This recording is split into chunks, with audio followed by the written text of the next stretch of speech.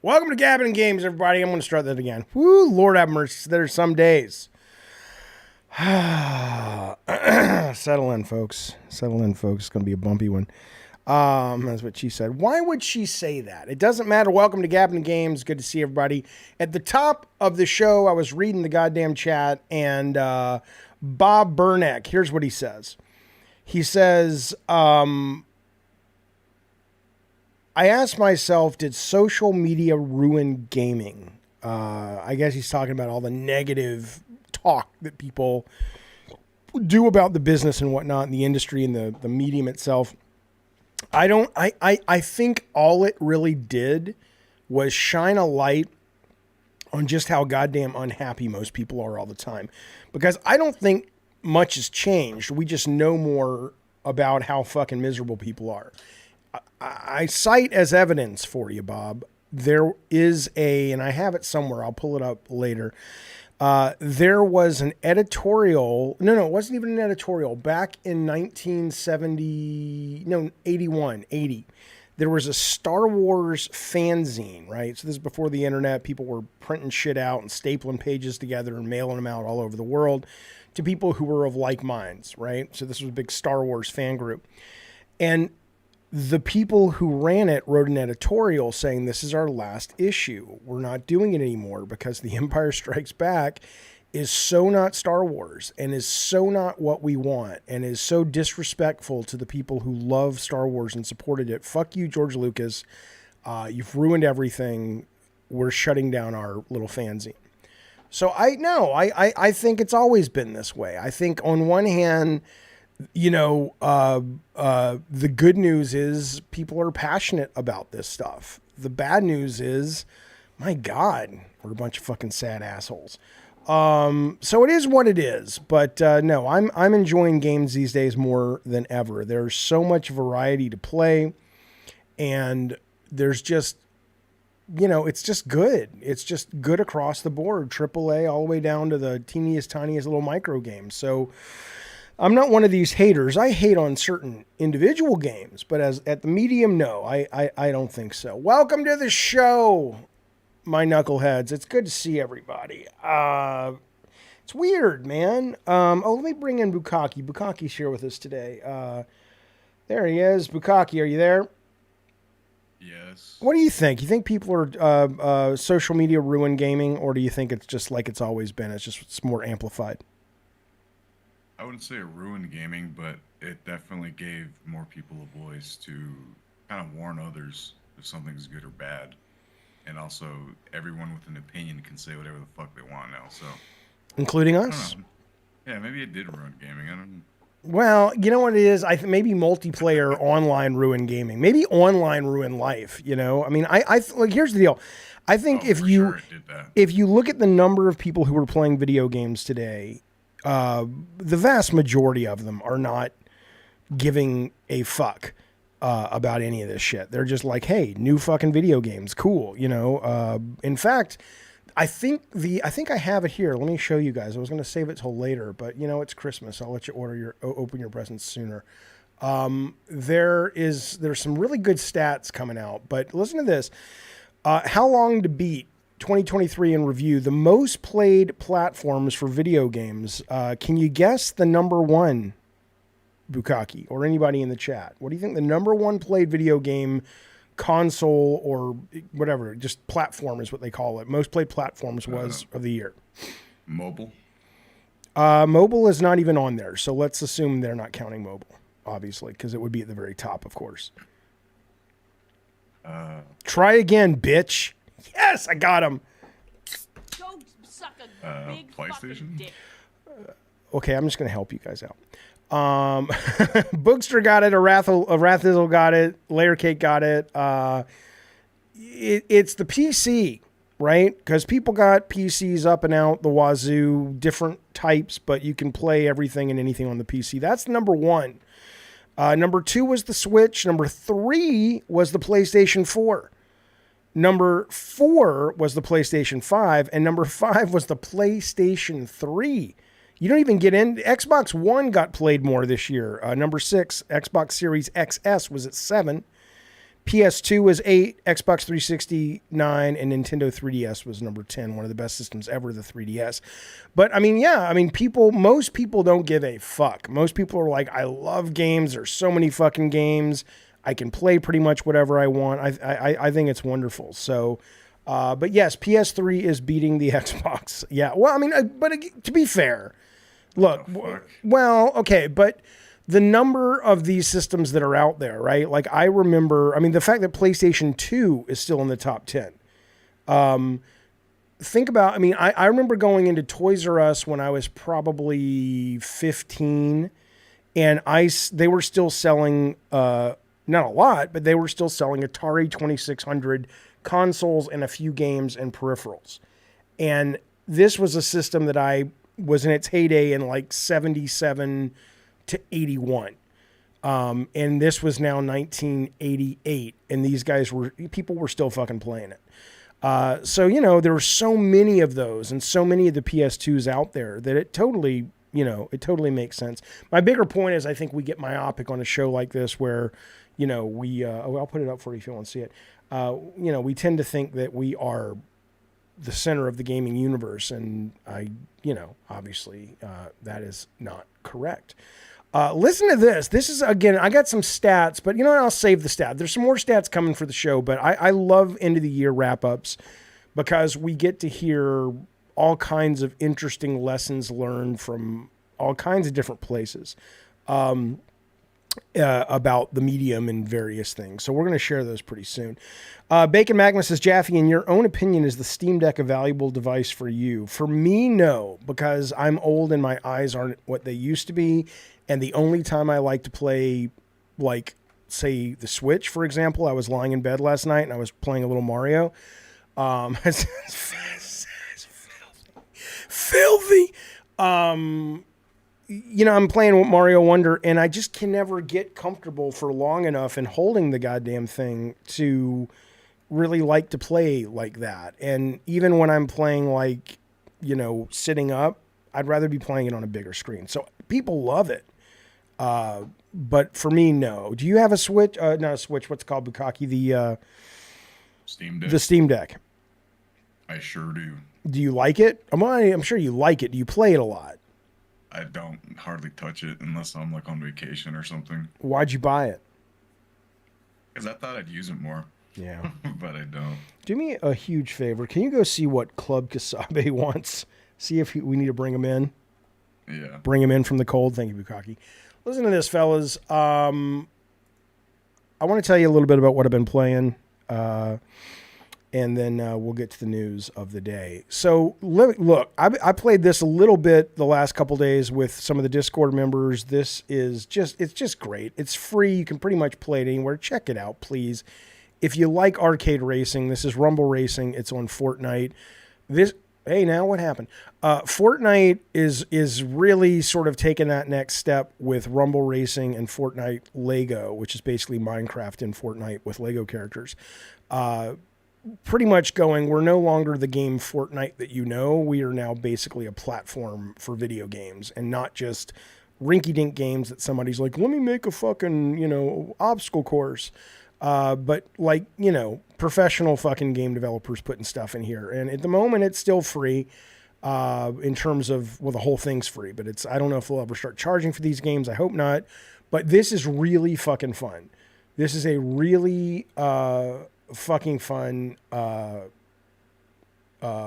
game. The mechanics are really cool. You can, I want to say you can fly in this game, but that sounds awful.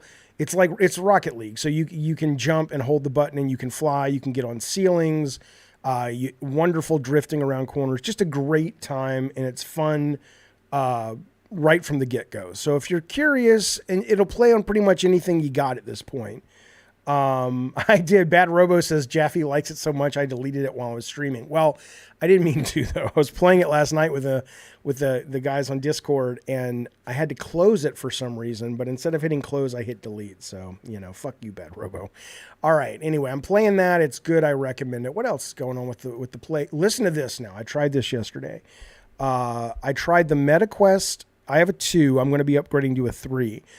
I tried the MetaQuest 2 with Game Pass, right? So if you don't know what this is, you put on your headset, it streams Game Pass to the headset, and you basically can either put it, you can be like in an Xbox theater and have the screen as big as you want, or you can just kind of, if you have a wall at home, it doesn't even matter if it's blank really, but you can just take a wall at home.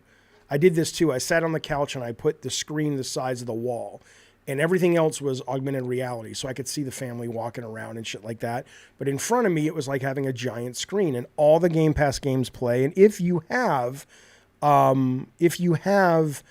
a decent internet connection and you're not too far from a server farm, it's great. It's absolutely great experience. Really, really good. So this is out now, and I know it's on MetaQuest 1 and it's on MetaQuest, 2 and 3. I don't know if it's on 1 yet, but I was fascinated by this with Stadia, but now with Game Pass, triply so. The idea, and I don't, it is your childhood, stays with you, obviously. And like I said, we struggled financially as I got older growing up. And, I remember my dad just busted his ass to buy an Apple computer for us, and it was so expensive. But now I look at this and I'm just like, man, you could be somebody this Christmas who doesn't want to spend a lot of money, or you don't have a lot of money. And whether it's on your phone, or you did plunk down the money for a MetaQuest, or on an old Xbox One or whatever, I mean, you can fucking play these brand new games, such as they are. I know they're not all great. Pretty much wherever the fuck you are, without having to buy a fucking console. That's pretty cool. That's pretty fucking cool. So I've been playing that a little bit. Speaking of now I don't know if this is going to make the difference to VR. I'm an AR guy. I'm not a huge VR guy, because ultimately for me, once you start playing the VR games, after kind of the wow factor wears off, you're left with just a game, right? And the VR you kind of forget about after a while. At least I do. But this is Asgard's Wrath 2. And this just came out on the MetaQuest. You can play it on the 2, but it's obviously the best version is on the 3. This is getting insane reviews. It is a full-fledged open-world RPG. It's not a tech demo. It's not like a little on-rail shooter. It is the most... you could argue Alex Half-Life, but I didn't care for that game, but a lot of people love it. You could argue that was the first one to do it, but that was still pretty linear. But this literally got, and this is kind of crazy, this got a 10 out of 10 on the goddamn IGN. And if you think that's an outlier, you'd be a little bit wrong, because they gave it a 10 out of 10. But it's at 94. It is one of the best reviewed games of the year. It's got 9 reviews only so far, but it's sitting at a 94 review. So if you're into this shit, you can say, Addy Pie says, meh. What's there to say meh about? It's a 10 out of 10. You should, at least it should sort of get your dick a little bit, flowing with some blood down there, and go, okay, maybe I want this or don't, but I'm certainly going to look into it. I'm going to pick it up tonight. I'm going to give it a play, and I'll let you guys know what I think. Here's the other thing I'll tell you, though. I don't know if you saw this. At first, people were telling me that this was augmented reality. It's not. It's kind of like lasers and drones and meshes, but this was outside the Game Awards a couple of nights ago. This is an ad for Asgard's Wrath 2. Eventually, not like but AR could do this too. But if you're not watching, it's basically characters from Asgard's Wrath. A portal opens up in the sky, and it's like a fucking movie. They're reaching out and looking down and all this shit. And at first I thought you had to have your phone. Eventually we will have glasses for this, and it'll just be happening everywhere, and it will be no big deal. But this is pretty well done. This is pretty fucking well done, man. I mean, I'm apparently they have certain concerts have this, but I haven't seen any. I don't go to concerts anymore for the most part. But that's pretty fucking cool. And so in the chat, it says, Peapod says Asgard's Wrath 2. No, sorry, it wasn't. It's official channel. Sorry. It's MetaQuest exclusive because Meta bought the company. That sucks. No, it really doesn't. It really doesn't suck. It's wonderful that it's a MetaQuest exclusive. Finally, MetaQuest is going, you know what? If we want these big games, we're going to have to buy and or build them ourselves in order to show people what we think is cool about this technology. This is what they should have been doing to begin with, but, you know, and I know they were trying to, but they didn't. But there we go. And they still had to build on the bones of Asgard's Wrath 1. So it's not like this was a launch title, but still, it's fucking impressive. I'm impressed. I'm excited. I want to give it a play. Play that, but I feel like I'll be missing out if I don't have the newest MetaQuest. You'll be missing out, I guess, on the fidelity of graphics, maybe load times, but the game is the same. I don't know. I'm inches from pulling the trigger, though, because augmented reality is just really cool. Even augmented reality, when I'm playing it in MetaQuest 2, where the pass-through is very grainy and black and white, it is still fucking cool. It is still fucking cool. You can play, says Robo, RE4 Remake and Gran Turismo 7 on PSVR 2. You know, those games that got 10 out of 10. I understand, but those are games that were not built from the ground up to be VR. And plus, I don't want to buy a PSVR 2. I can't, it's wired. I like to play racquetball with my headset on. I like to do a lot of the my joy of VR and AR so far, 90% of it has not been through games. It's been through apps, and that the PSVR 2 is not as strong on. Plus, there's a fucking wire. Okay.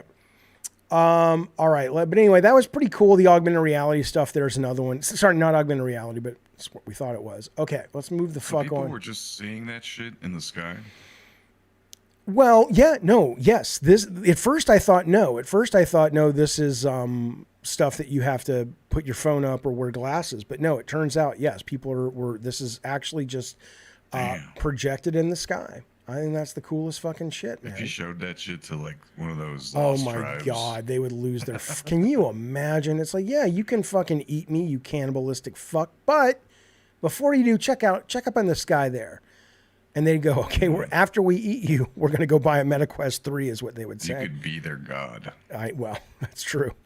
That is pretty cool. It's pretty fucking cool. And again, I'm sure somebody in the chat has seen this shit at a concert because apparently certain concerts are doing this. Ultra Awesome, you're such a fucking idiot. Ultra Awesome says, read a book and touch grass. Bitch, I'm reading 4 books right now. What's the last book you done read? You fucking idiot. Jaffe, get the Harry Potter. Right. I'm literally reading like 3 different books at the moment, you fucking moron. Jaffe, get the Quest 3, says Tatum. The lenses are better. You got color pass through and standalone. Super clear, and games are getting Quest 3 upgrades. I'm going to. And get me one for Christmas too. Why not? I suggest working. Wait, is musical the beg? I don't know if he's talking to me, but if he's not, he's in the chat, fellas, and I don't know if he's responding to anybody or maybe he thinks he's like in a different chat. He says, I suggest working or figuring out how to create a business, not worrying about how you can waste time not helping the situation you were in. I hope he's responding to someone. Otherwise, I'm very worried about him. That makes no goddamn sense. Okay. Is that in the YouTube chat? That's in the YouTube chat. I don't know what the fuck he's talking about. He needs to have himself checked out. I'm worried about him. Listen, the people I'm not worried about, though, Mavizzle, Cody Thompson, Lee Perez, Rotten Tanuki, Zack Procrastinates, alixplox, and Eddie Torres. These are our gods of war, the most generous motherfuckers you ever heard of. They keep the show running. They keep it afloat, and I appreciate it, fellas. Mavizzle, I will be going on his podcast very, very soon. And let me remind all of you guys that this frame back here, part of being a god of war, you can put shit on the frame if you want to advertise. I'll put stuff on the screen. I'll read you a fucking shout out. Whatever you need to promote your shit, or you just want to say some shit and get the world to hear it, or the world such as our world is, hit me up, man, on the Discord. It'll be great. You'll love it. You fixed your blue screen. Well, no, I turned it off. Because like Day One Patch Kids is usually back there, which by the way, we'll talk about them in a minute, but it's usually back there, but it messes with my beard. I got to change that to a green screen. All right, I'm reading the chat. Sorry, fellas. I would like a stream where we discuss the books you're reading, says Cody. Sure, you and me and like 3 other people, but sure, why not? I'm happy to talk. I'm happy to share it with you. Do you read books? That could be a perk for one of your Book. memberships. It's a the book Jaffe club. Book Club. Do you read any books, Bukaki, or is that for losers? No, I read books. What's the last book you read? Well, like I said, right now I'm in the middle. Oh, of right. reading a compilation of Tolstoy. Yeah, you just want to get laid with that. You just want to tell that story, and you want her to see the book on your nightstand and go, "Oh, that's all you read." You know. I mean, I'm not saying he's a bad writer. I'm not saying he's a bad writer. Yeah, Look at this. Women know who Tolstoy is. Well, the kind of women I bring home, probably not the ones that you bring home, but then again, they'll pretend to know who anyone is for the right price with the women you bring home. Listen to me now. Dusk HD. Remember Dusk? Dusk is one of the best. Zeke says you read Penthouse Letters. I remember Penthouse Letters. Oh my God, man. Those were crazy. You don't need them anymore. You just have all the fucking internet. But anyway. Dog, War and Peace of Ass. War of Peace. Yeah, there you go. Gravity Rainbow says Cody Thompson and Never Let Me Go. I have no idea what either one of those books are, but they sound interesting. Low T. Yeah, they do sound low T, Cody. Sorry, pal. Dusk HD. If you don't remember Dusk, Dusk was a one-man band boomer shooter, really one of the first boomer shooters. I think it was about 5 years ago, and it was and remains excellent. The pathfinding of the AI really is better than a bunch of fucking pro games. I don't know how they did it, but it's like you can really strategize with the way these guys move in the level. And then the level design was sublime. But again, the game was very lo-fi. It was one dude. And it's not that the HD version they just released is the best looking game in the world at all. It's still, it still looks like a low budget game. But if you love Dusk, and I do, it moves like butter. It is so fast and fluid and fun. And if you do like the upgrades, here's like the classic. Here's like the dude with the bag on his head, the scarecrow. And now they've been upgraded with more polys and higher res textures and shit like that. So it's a free upgrade if you've purchased Dusk. I just think this game is one of the best fucking pure full first person shooters out there. And I highly recommend this fucking thing. Papa Jaffe, please tell Sony to port Astro. I can't tell them to port anything. I know very few people at Sony anymore. I know maybe about 8 or 9. I don't really know a lot of those guys anymore because they've just all either been fired or stop lying to the people. Pick up your Sony phone and give my them Sony Red phone. Yeah, that's right. I mean, but let's talk about that for a minute. So you want to port Astrobot, Super Hot, Blood and Truth, Skyrim. I mean, sure, but how many more times do you want to fucking play those games in VR? I mean, I'm not saying you're wrong. You wouldn't like them, but it's like that's like the VR mainstays. I want to see him doing some new shit. What do you mean, rest in peace, John Garvin? Fuck you, Bill Bones. John Garvin did not die. If he did, I will kill you. What? Shut up, Jaffe. He's not dead. I talked to him the other day. Yes, Jaffe, people can die between the other day and now, you fucking moron. Really? Yeah, that's usually what happens, Yeah, I know. Skyrim's already in VR. Yeah, no, there's a lot. Bill Bones, you're an idiot, you son of a bitch. He goes, he got fired, though. Yes, but he's not dead, you motherfucker. Don't do that to me, idiot. Okay. Finally, I've been playing this. Now, I played this. I do a little work with movie games, and they have this new game, Drug Dealer Simulator. I played this yesterday on stream, and it was interesting because, it took me a while to figure out what the fuck I was doing because it's a beta. The demo's coming out soon, and the demo is what I played. And so it's made for people who don't speak the English so good. So it took some time. And I'm still learning some of the interface stuff. But once I started to figure out, last night, I was up till like 2 a.m. playing this, and I figured out how to roll blunts so I could sell those. I got my motorboat. I got a motorcycle. I have started making a lot more money. I'm about to start making amphetamines. It's pretty fucking cool. It lives in the world between AA and A. It's not Grand Theft Auto 6 or anything. But if you're into sim type games, not like The Sims, but like simulation type games, and you like this kind of lifestyle culture shit, it's pretty fucking cool. It's pretty fucking cool. I recommend it. I was playing this, and like I said, I have some codes to give away if you like. Okay. New to the stream, says somebody with a question mark. Thanks for being here, buddy. Saw the title. Any chance the reason Factions was canceled was due to Bungie's assessment like 6 months ago? We will get to that, my good friend. Fuck you, Musical the Beg. Rest in peace, Gene Park. I hate you all. I despise every last one of you who do that. Question mark, man. We will get to that in just about 5, 10, 15 minutes. We'll be talking about that story. Okay. He just got retweeted by Hideo Kojima. He can't be dead. Yeah, he did. Kojima retweeted him because Gene Park says, I walked into a bar the other day and I met this drunk guy who started talking about the movie Civil War, the trailer from the guy who did Devs and did Ex Machina. This coming out. I love that trailer. A lot of people didn't, but I thought I'm very excited. But anyway, he says we agreed we're going to go to the movie together. And then for some reason, Kojima saw that and retweeted it. So yeah, he's still alive. Oh, fuck you. I'm done reading the chat, you sons of bitches. Okay. As someone who worked with PlayStation, it's interesting to see if you think this is due to Sony, Bungie. Yeah, well, I'll give you my feedback, but we don't really know. Okay.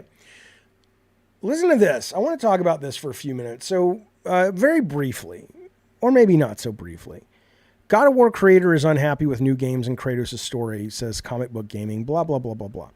And I'm not going to get into the whole thing, whatever. I put a video up about this the other day, but here's what I want to say, though, because I had this thought, this epiphany.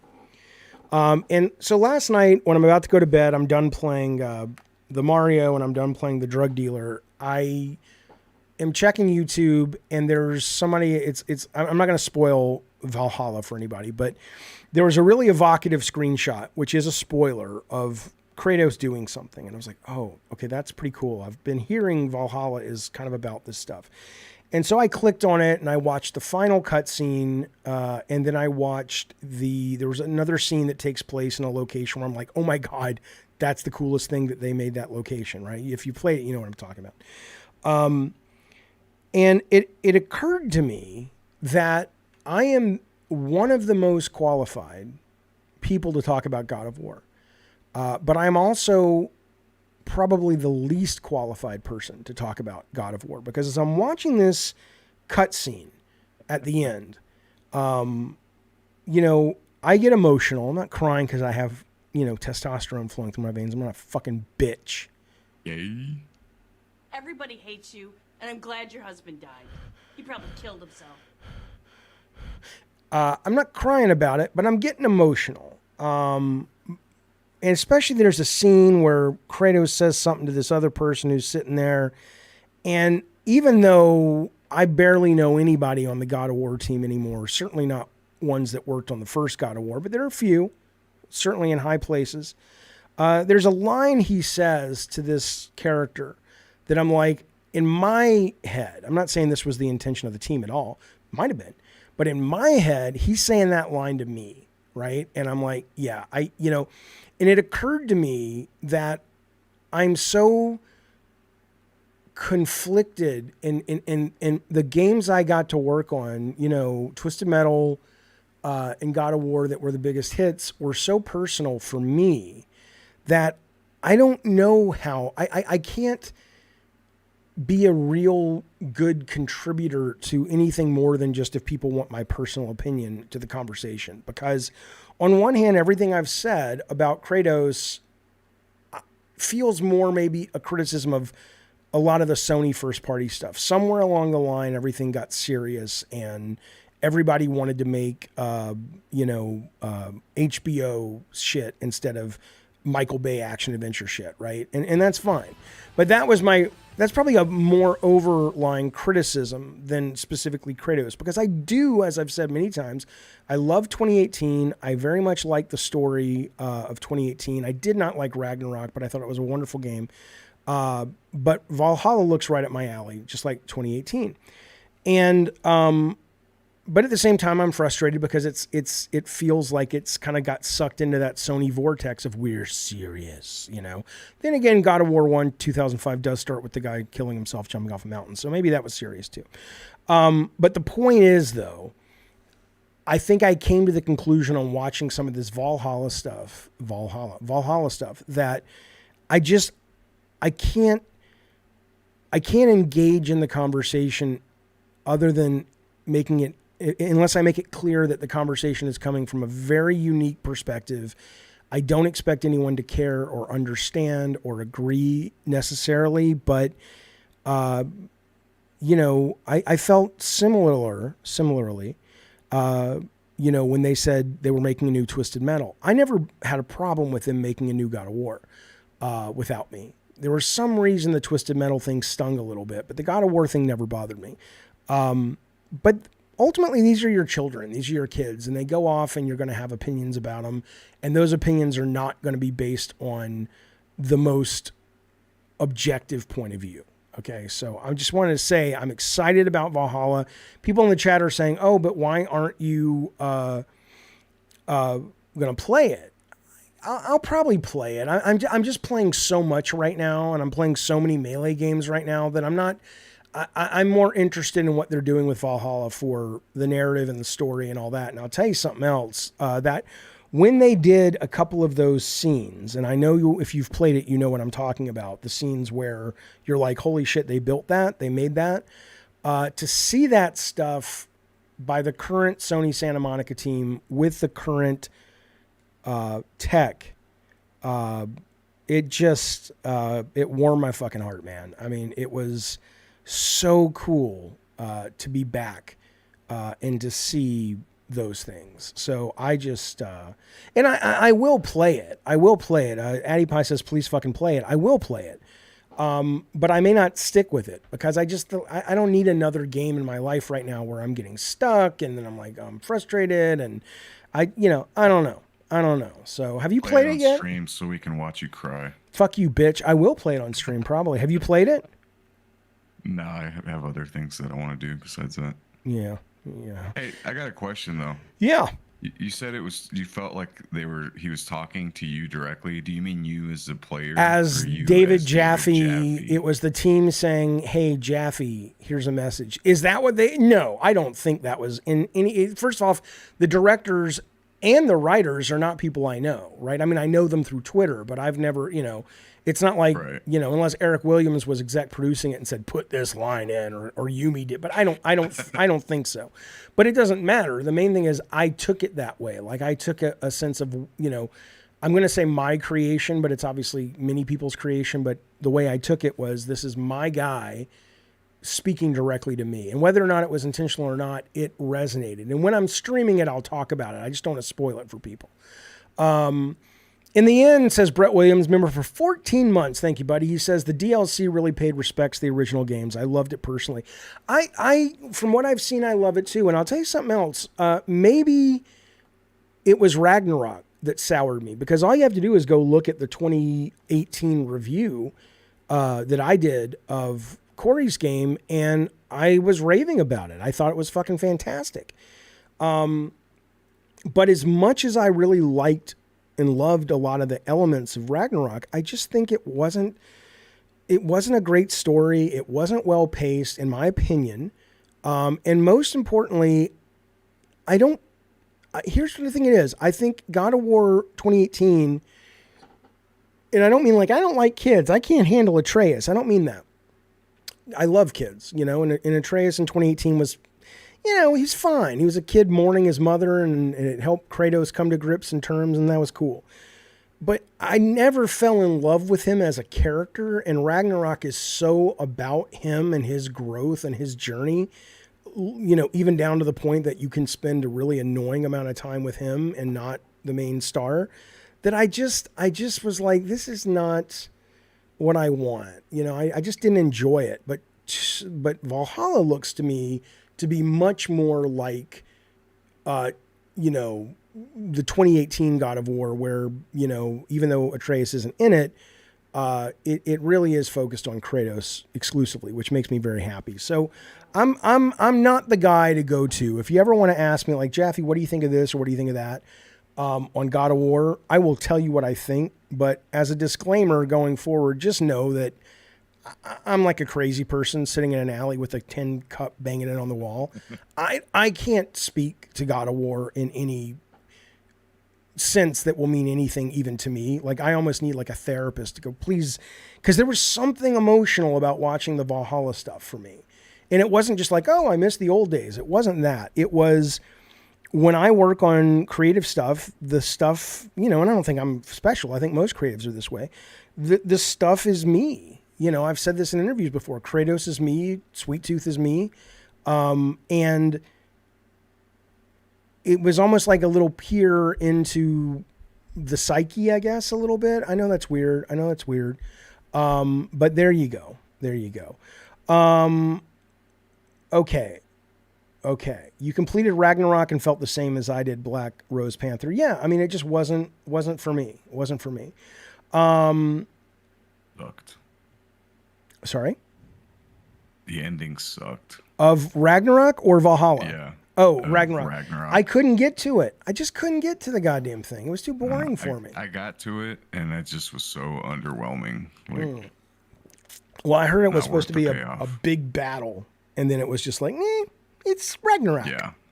Ragnarok's, it's kind of. I'm trying to think. There's like movies that have done that. Like, it's like, it is the greatest secret ever, and it's like you discover, and it's like, be nice to everybody. What? Yeah. I was expecting, something cool. Like Gears of War 3 was kind of like that for me. Like, oh, here's this secret button that you can press that will actually kill everybody that you don't like. Right. It's like, okay. Yeah, it's the Thanos snap. Listen to this. Let's turn to festive things, though. Although I hear that's a great game, I will play it. Meaning God of War Valhalla. So starting, I believe, tomorrow or Tuesday, you get, again, one of the great reasons to have a PC, and frankly, one of the reasons the PC is the number one played game platform as of last year. You start getting every single day up until I think it's I don't know, it's like 10 days or 12 days of a pretty big game for free every single day over on the Epic Store. They've given Destiny 2 away, the Legacy Collection, as just sort of a whatever, but this is starting in 2 days. So if you have a PC, I highly recommend downloading the Epic Game Store and get a free game every single goddamn day of the week. Okay. They've leaked, no, leaked's not the right word. They've released some Blade concept art. I don't know if you saw this, Bukaki, or if anybody in the chat has seen this, but I realized why I'm actually excited about this game, and it has very little to do with Blade. Blade is fine, by the way. I know some people love Blade. Blade is fun. Rules. I mean, he's cool, but it's a melee combat thing with some shooting. I mean, there's nothing about him like, oh, I get to swing, or I get to throw the shield, or I get, it's just kind of like, all right, it's Devil May Cry, basically. And maybe it'll be much, I'm sure it will. But here's why I realized I was excited, though, is that even though I'm not a massive Arcane fan, I'm a fan of what they do, even though their games have always been a little slow for me, frankly. But I bet you what they're going to do is more of a simulation than a action game. It's going to be an action game. The point is, I'm tired. I have no interest if somebody were to say, hey, we're doing Blade and it's going to be a melee action game with an open world, or a melee action game linear. I'm like, maybe I'll play it, whatever. But if you look at what Arcane is known for, if you look at stuff like Prey or Dishonored, or even to a large extent Deathloop, they're not just in it for that. They're in it for the immersion into the world and the variety of ways to approach things and multiple choices and multiple solutions. And I don't think I've ever played like a big budget superhero game that lets you actually feel more, in some ways, like you're living the character versus just watching and controlling the character. Do you know what I mean? These choices, the ability to, I'm assuming you can spec them out how you want, and I'm assuming you can solve puzzles in different ways, and I'm assuming that there's a lot of exploration. Peapod says, is this why Redfall was such a success? Well, Redfall was done by Arcane Austin. But Right, smart ass. But watch your fucking goddamn mouth, because that's Harvey Smith of Deus Ex and Dishonored, and he's one of the best game designers out there. And again, go fuck yourself, because here's why. Because what world must you live in? How must your parents have raised you? That whether it's me with Drawn to Death, although I got out, or whether it's Harvey Smith with Redfall, or any of these people that step up to the plate once, even though they've got a legacy of hits and great games you love behind them, or Todd Howard with Starfield, however you feel about Starfield, I loved it, but I know a lot of you guys were disappointed in it. Your parents must have raised you for shit, that failure was like you would be kicked out of the home, because people who do great things also, have big swings and misses. Okay. And yes, Redfall didn't work out. And certainly if that's the beginning of a trajectory for that studio, they're done. But the idea that people are like, hey, the last game you made was Drawn to Death. The last game you made was Redfall. Oh, Starfield. Fuck you, you non-contributing zero motherfucker. You've probably never done shit. Failure is how we learn, and lessons are how we get great and make something else that you love. So, fuck you. It's just silly to make any kind of assumption based on that trailer or teaser and this fucking art. Oh, Like, this well, guy's the like, only this is- assumption... Go ahead. Oh, this guy says Blade is going to be Redfall 2. Gary fucking Teed. What an idiot. Come on, you're brand new to the channel. Come on, man. But listen to this, though. Kyle says you can't hit a home run without swinging for the fence. But what I'll say, though, is people who are hyped for Blade right now are deranged, says Ravenos. There's nothing to be hyped for unless you love Blade. What I'm hyped for is the idea, of a superhero game filtered through a team that is used to doing more interesting design than just attack, explore, collect, attack, explore. I want to see that. I want to experience that. It doesn't have to be with Blade, but I've never seen the closest I guess we've gotten would be Midnight Suns, which was a disaster. But I don't think it was a disaster because Blade was in that and he had a book club. He really did. He had a book club in that game because he wanted Captain Marvel to fall in love with him. And he didn't think anybody else would come to the book club. And suddenly Captain America shows up and everybody else shows up. And he's like, motherfucker. But anyway, that's real. It's a real story. I'm not lying to you. But that's what I'm excited for. Okay. Do I like Dishonored, Ravnos? No. Like I said, I don't totally love their games. I love what they do with their games. So I'm hoping this one will be that great blend of a more commercial, well-paced game with the stuff they do that's great. Because Dishonored and Deathloop are those games where I say I appreciate them, but they're not for me. I'm paraphrasing because I don't remember the exact quote, but Jay-Z said something when he had his first big hit album. And I remember he was talking about, he said his first few albums were very, so raw and honest, but he didn't really think about the commercial stuff. And he did a third album or a second album, I forget which one it was, where he was just trying to be a commercial whore, and both of them failed. And he said it was the third album where he did Hard Knock Life, where he's like, oh, I can do what I do that's special, but I can still wrap it in something that's consumable and sellable and financially lucrative. So I'm hoping with Arcane, this is that album for them, basically, because I know they've got amazing talent. I just think they've been up their own buttholes too much, and something like Blade may pull them out and say, do your thing, but, entertain people while you're doing it, more than just a few people. You say I'm dumb, this is question mark man, but don't elaborate as to why aside from it's early. Is context dead? Do older shit games not matter? Oh my! I'm so glad you've come to the channel, sir. Look. If I said you're dumb, it's just a term of endearment. You know, like your dad said when you were growing up. But what I'll say to you though is, you know, I'm not hyped by the trailer. I'm hyped by the relationship between the studio and the brand. That's what I'm saying. Okay. Whatever. Jesus fucking Christ. 118 million live streams. That's the Game Awards, the most watched TGA ever.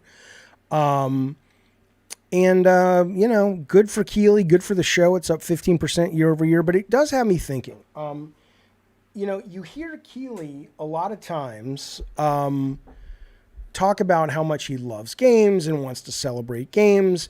But then the award part of the show always falls flat, right? Nobody really cares at this point. It's a fun talking point, and it probably helps them with marketing, but it's not why most people tune in. 118 million people haven't tuned in because they want a really good Game Award show. Here's how I know, because you don't get that with GDC Awards, you don't get that with the DICE Awards, you don't get that with Golden Joysticks, you don't get that with the BAFTAs. You get that because he's got the premieres, right? So Yeah. here's what I'm thinking on this. If he's serious, because most people were very unhappy with the way the awards were handed out this year. If he's serious about, if his main goal is, I want the Game Awards to be a celebration of the industry and a celebration of this medium to show everybody, well, then don't get rid of the awards because you need the title at this point. But don't do it like that, right? Just have, like, in between the premieres, you guys are going to unveil the top 15 games that define gaming this year. There's no best of, right? It's just cool shit that you're bringing to 120 million people, titles they may not have heard of, titles they've heard of but haven't played, things like that. Then you'll be celebrating the industry in a way that will actually move it forward. But the awards just make the whole thing feel like a fucking joke anyway.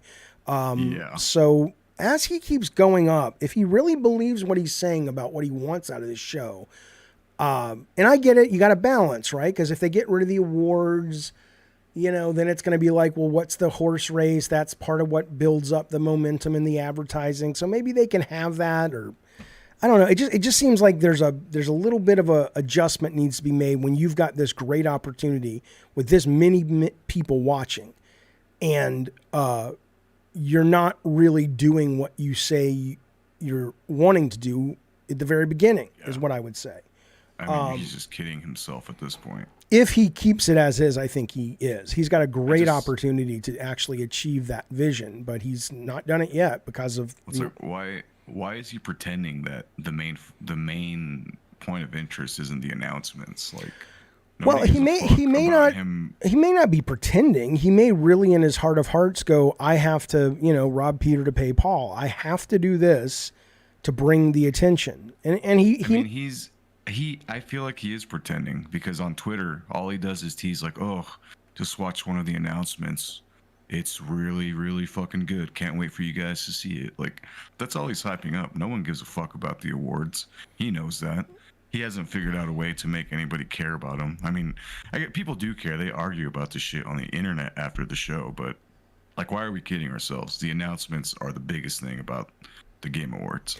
Oh, I don't think... I think there are very few people who deny that. I don't think Keighley doesn't agree that that's why it's special. I think... We'll see this year with the Oscars, but last year I was thinking maybe they've been stealing from Keighley, because they actually, for the first time in their history, showed a trailer on the show, not in between the show, but they showed a brand new trailer, which was for The Little Mermaid, which we hadn't seen yet, on the fucking Oscars. And it's like, dude, that's how you get people. Show some new shit, right? But yeah, the fact is that... When you're handing out awards, don't fucking just put a list of names up on the screen and read them in between a fucking dude playing flute and an announcement to a new game, you know? Well, I think his concern is that he'll lose viewers. And he's right. Nobody gives a shit about that. But what they would give a shit, there is a way to achieve his goal with this amazing opportunity and this hugely viewed platform that just doesn't seem to stop growing. But I think he's going to have to get away from the old-fashioned award concept and do something like, either make it a real fucking WWE of the awards where you've got, you can show the percentage of who almost won, and you can tell us the names of the people who voted on what, and you can have the audience awards versus the critics awards, and what did the audience want versus the critics want. You can really kind of tabloid the fuck out of it. That would be fun to watch. Yeah, that would actually be interesting. Or you could say, we're going to, like I said, we're going to show you guys some of the best games of the year, and that's the big ones, but we're also going to show you some games that you probably haven't heard of. Hey, you haven't heard of Dave the Diver? It's one of the best games of the year. And for the next 30 minutes, if you go over to Steam, it's going to be free if you put in this code, right? I mean, there's a lot he could do to achieve the goal he says he's after. And I hope he does. I hope he does. All right, let's move on. But that's that. Congrats, Jeff. That's pretty fucking good. That's pretty fucking good. That's a very impressive track record, buddy. Slow Laura says, rest in peace, Jeff Keighley. Oh my God. Ravno says, how about just use the time to champion developers? Because nobody wants to watch that.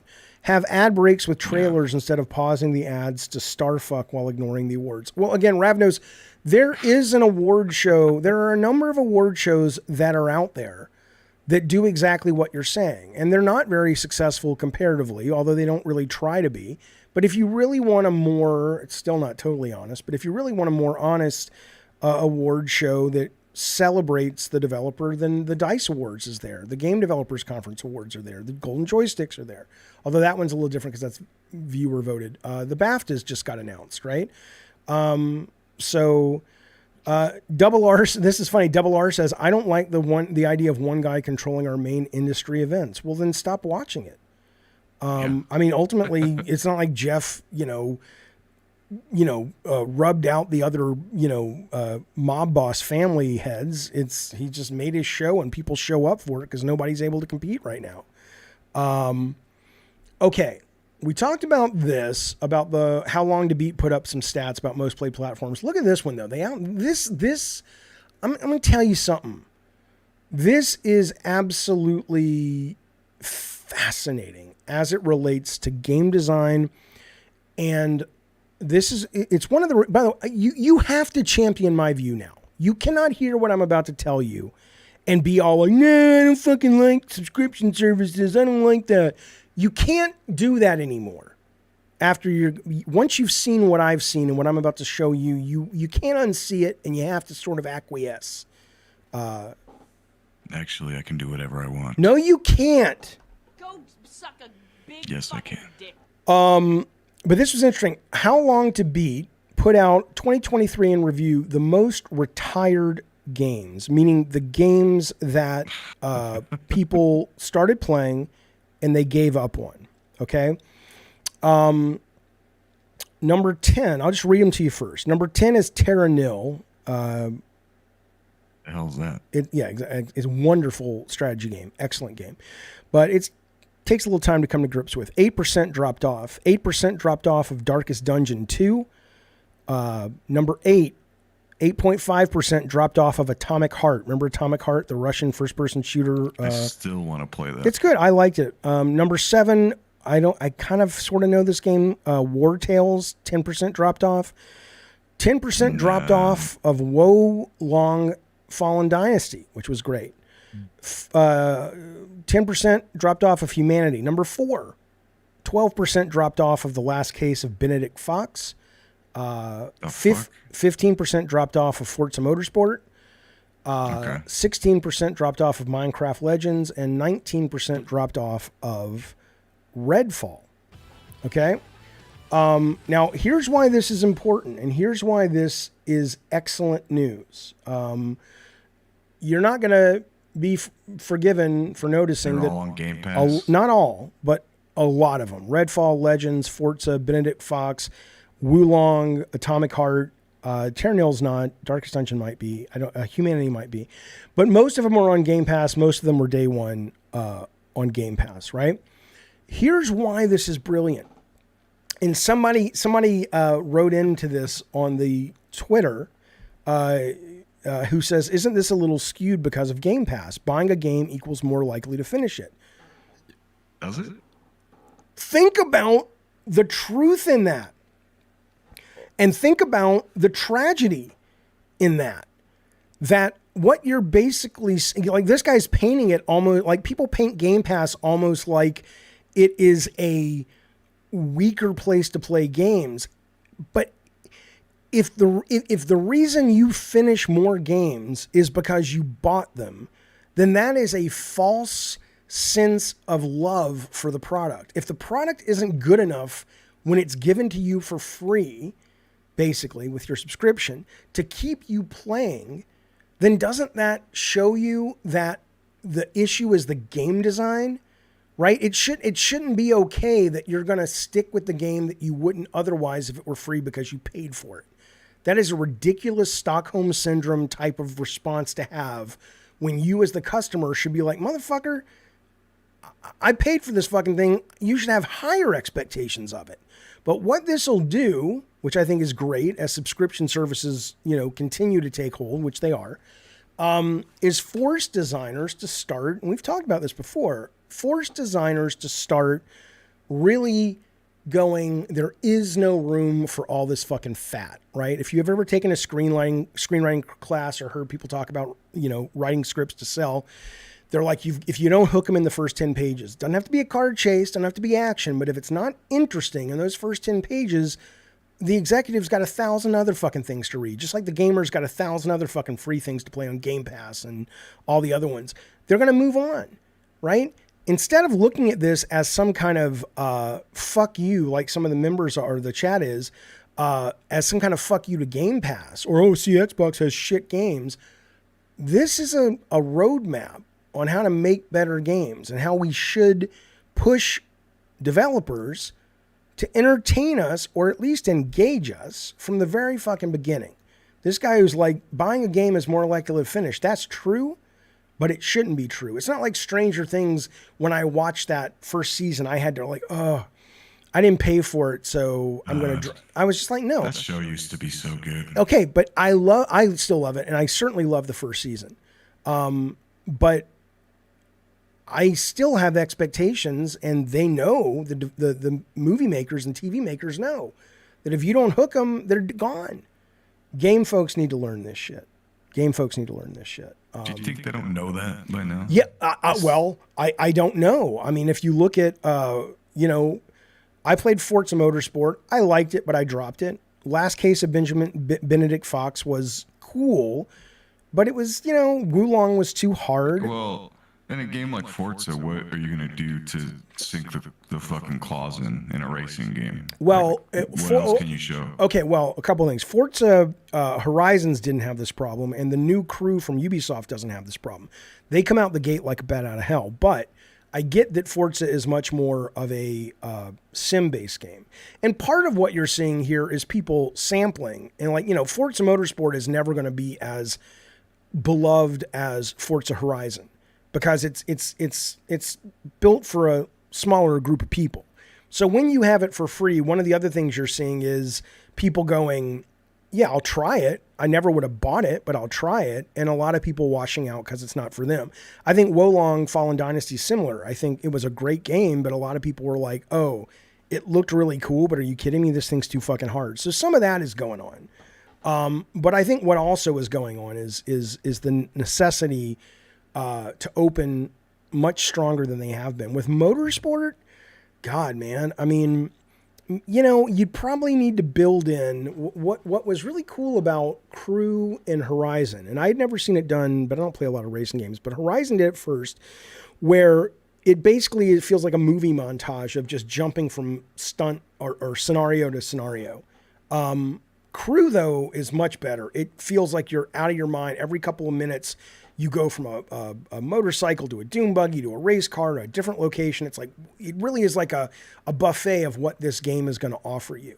So maybe Motorsport could open with something like that, where it's like, it's not like a narrative story. It's all playable, but it's like, hey, the 1920s, the first car, and you get to drive it and figure out how cars work, but it's still entertaining. And as you build up, you're watching time pass from like when the first Model T rolls off the assembly line, although it wasn't assembly on the first one, but it rolls off the assembly line all the way up to the latest and greatest car. And you're like, okay, I get what this game is trying to teach me and show me. I'm not saying that would work, but I'm saying maybe that would get people acclimated to this kind of thing versus just like, hey, go race a simulation. And it's like, what the fuck is this? Anyway, I think there is a great deal of learning from stuff like this. And I think if we are going to submodels more, and I think we are to an extent, even if we're not, shame on people who make games that sell for $70 that don't engage you right from the beginning. Yeah. It's bullshit. It's utter bullshit. GT7 says, Chris, I haven't played it. It doesn't have Forza Motorsport's problem. Being an arcade sim isn't the problem. Forza was downgraded after all the hype. Yeah, okay. That's a level of awareness about the inside baseball, though, Chris. I'm not saying you're wrong.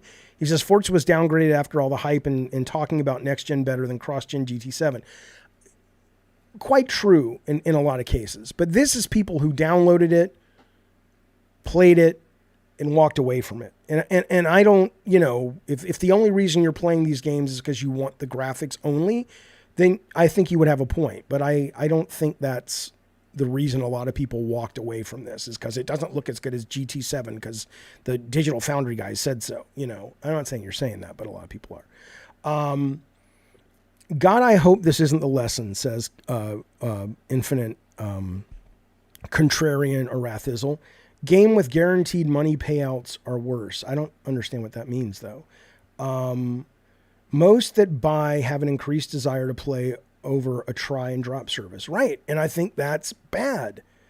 I think your time, you should demand more from something you pay for, frankly, in terms of a full product.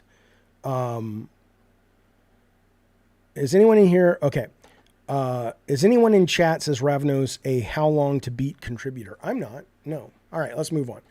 I want to talk about Hideo Kojima. Well, let me get the chat first. And then we'll jump to another story. Out of left field question, says question mark man. But is backwards compatibility dead, or do you think Sony Microsoft will look to add more emulator options? I don't know. I think Sony is basically going, hey, we're going to stream this shit. So that's their backwards compatibility solution. Xbox, I think, at least for now, is cooled off on, ramping up special perks for older games. I think one of the reasons that, PC is the most played platform is because you don't even think about backwards compatibility. It just works. You go to Steam and you can play something from 1995 most days. And so I think you're always going to have the challenge with consoles. But it's getting better now that PS4 started with them and Xbox 360 started with them, that at least you can play the shit. And that's pretty cool. Okay. Let's move on. What are you going to say? Nothing. Hang on. Shinji Ikari, is a PS5 Pro really required right now? Right now, no, but it will be when Grand Theft Auto and Wolverine comes out. Abel, this is it. Wolverine. So I don't agree with this guy. Abel says, except there's no standard for what is engaging from one person to the next. So there's nothing to agree on as far as price as value. No, you're simply wrong. That is the part of anyone who has ever created music, movies, books, video games with the intention of entertaining an audience. Yes, everybody is different, but there is enough awareness and research and sort of gut assumptions from living in the zeitgeist that more often than not, hey, this is probably going to be compelling for a large group of people. Bukkake's in a band. You guys write music. I assume when you sit down and write a song, you have in your mind, either at the beginning of the writing or at the end, this is going to be something that people really vibe with when we play it live.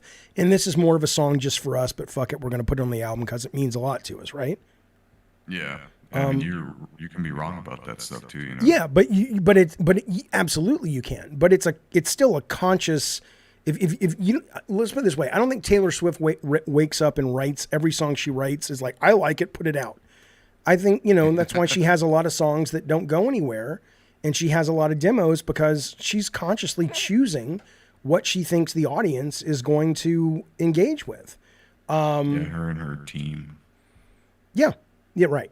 Ravno says, Jaffe, you do not make art to engage everyone. I'm not talking about art. You make art you like and hope fans are engaged. If you play to the audience, your art suffers. We're not talking about a game that one guy made, you know, at night when he got home from work. That's art. That's art game development. When you're working on games on this list, you need a nugget of art. You need a North Star of art that the team is protective of, and that so the game has an identity. But you're not spending hundreds plus 200, sometimes more than that with things like GTA and going, you know, it's my art. Those days are gone when it comes to AAA games. I'm sorry, that doesn't happen anymore. It never happens. Spazbo brought something up about the backwards compatibility stuff. Said there's some PC games that don't work on modern hardware. You have to do some weird workaround or emulate through VirtualBox. Yeah, on well, PC you have those options. Well, not only that, but he says there are tons of PC games that don't work. There may be tons, and I'm sure you can cite them. I'm sure Spazbo can because he plays a lot of these games for his channel.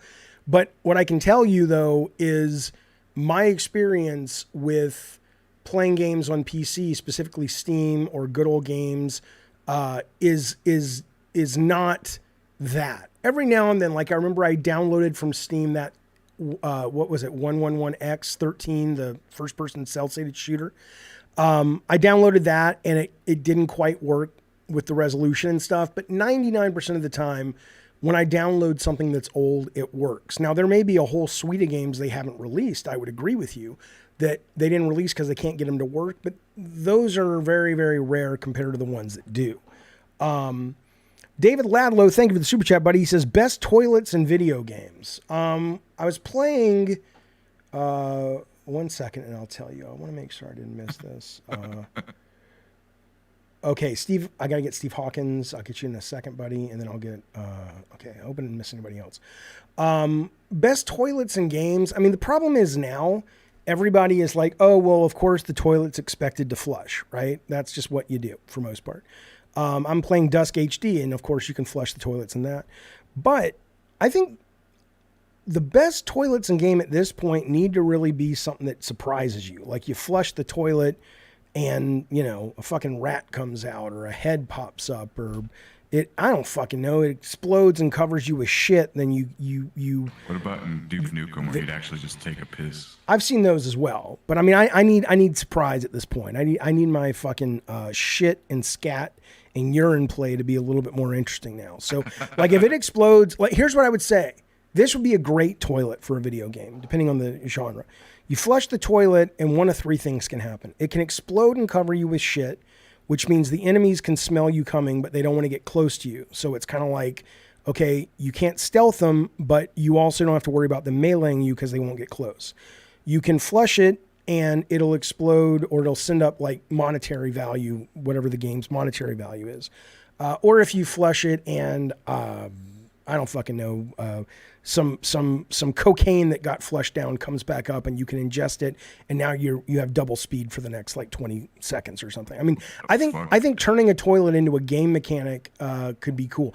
I think if you get to a toilet and you sit down and you poop, the longer you sit and poop, maybe it's a mini game, when you get up, you're that much faster because you've unloaded a bunch of the shit you've been carrying around, right? That would be great. I think having the ability... What do you mean, no? That would be amazing. Having the ability You ever take a dump and then you're like reading on your phone for too long and you get up and your legs are like asleep? Okay, that's a fantasy. This is real. Yes, I understand, but it's a game. It's gonna be great. So listen, Steve Hawkins says, hey, he's been a member for 20 months. Thank you so much, buddy, for that support. I appreciate it. He says, you want me to watch it without Jaffe doing a live stream to it? How about get Wilson from Home Improvement banging a dead midget to his tiki statue? Here's what's fun about this stream for me. I don't know what he's talking about because this was from a while ago and I missed it. You want me to watch it without Jaffe live streaming it? How about getting Wilson from Home Improvement? I please write me back and let me know what in the fuck you were talking about. I would appreciate it. Talking about the Game Awards. The Game Awards. Maybe. All right, let's move on, though. Let's move the goddamn hell on. Kojima. Hideo Kojima. He's talking about the Game Awards. Oh, okay. He says, for the Game Awards, I'm not going to watch it without Jaffe streaming it, basically. He says, but if you want to make it more compelling, get Wilson from Home Improvement. That's a fucking weird thing to pull out of. I don't know. Banging a dead little person to his tiki statue. What did... You just want to the other word. You just want to watch like a snuff film or something. It's doesn't have to be the Game Awards. It's like, okay, I guess that would work. Okay. Oh, fuck you, Bad Robo. Bad Robo says, or you flush the toilet in the game and Starfield comes out. Fuck you, man. You piece of shit. Okay. No, I don't have the inside scoop on Kojima. I just want to read this because this is some more of that myth building that Kojima is wont to do that I think is, it's not particularly healthy if you are and every industry has this. Like film has it, I imagine music has it, where, the people who are successful have sort of survivor's bias and success bias, and then they share things with people as if these are life lessons. But it's like you had a very specific scenario occur. So here's what he said. He tweeted this out. He says, the reason I'm independent and an advocate for a lifelong career is because for me, creating things is no longer a job. That's why there's no retirement. Creating things is living.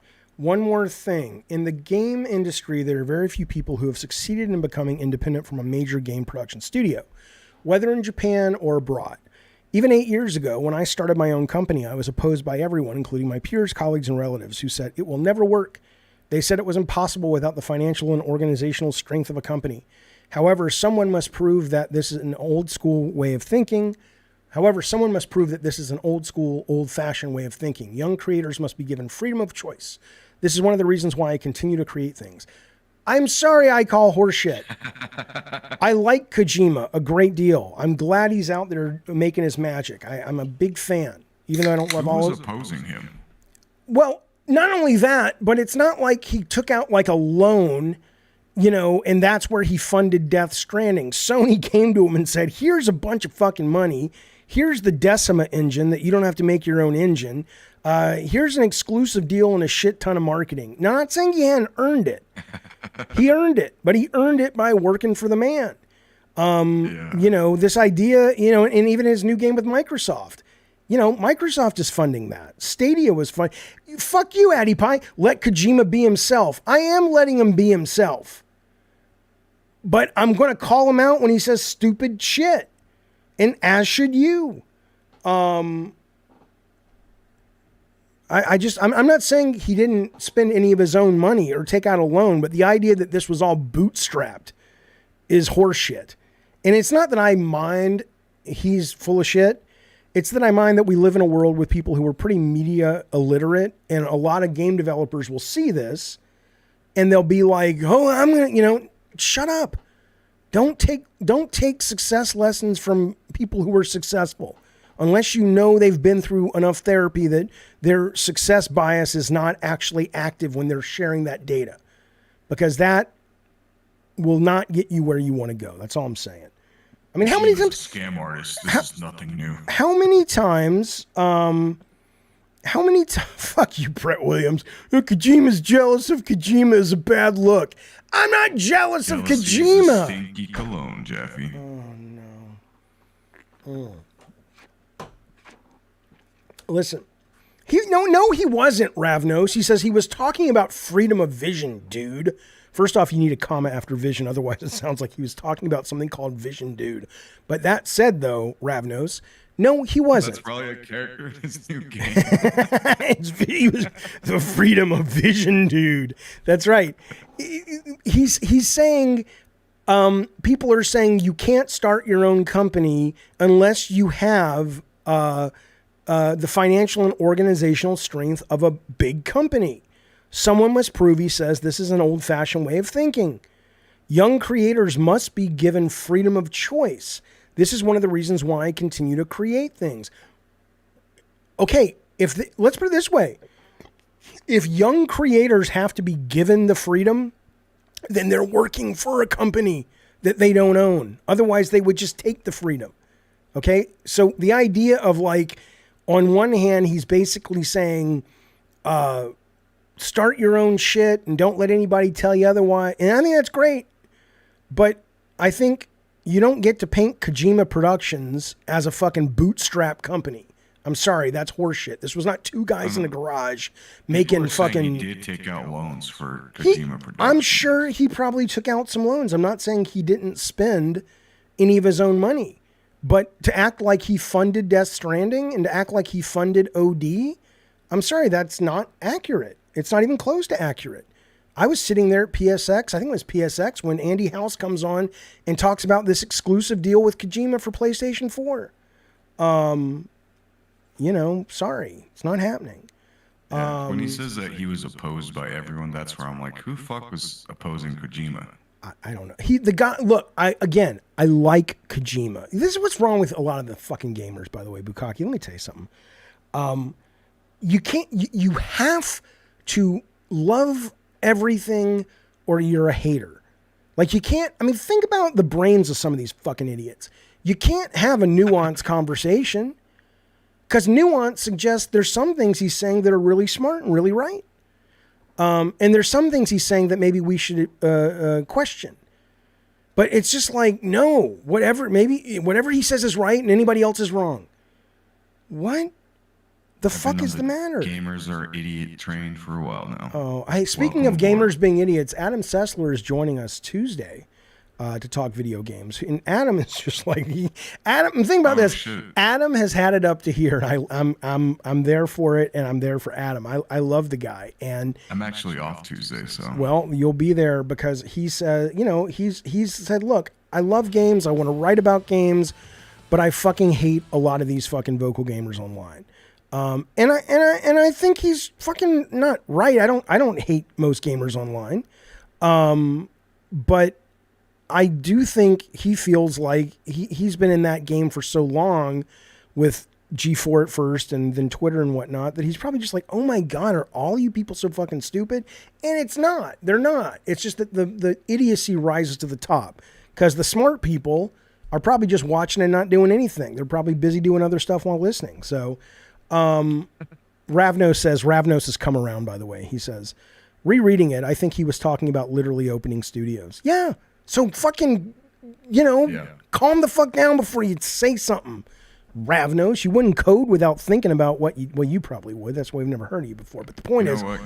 Good for Kojima feeling as accomplished as he does because he's done a lot. He has. The statement is silly, but good for him. But that is a conscious thing that you have to say. So people go, okay, Bukaki's not one of the bad ones, right? No, I am.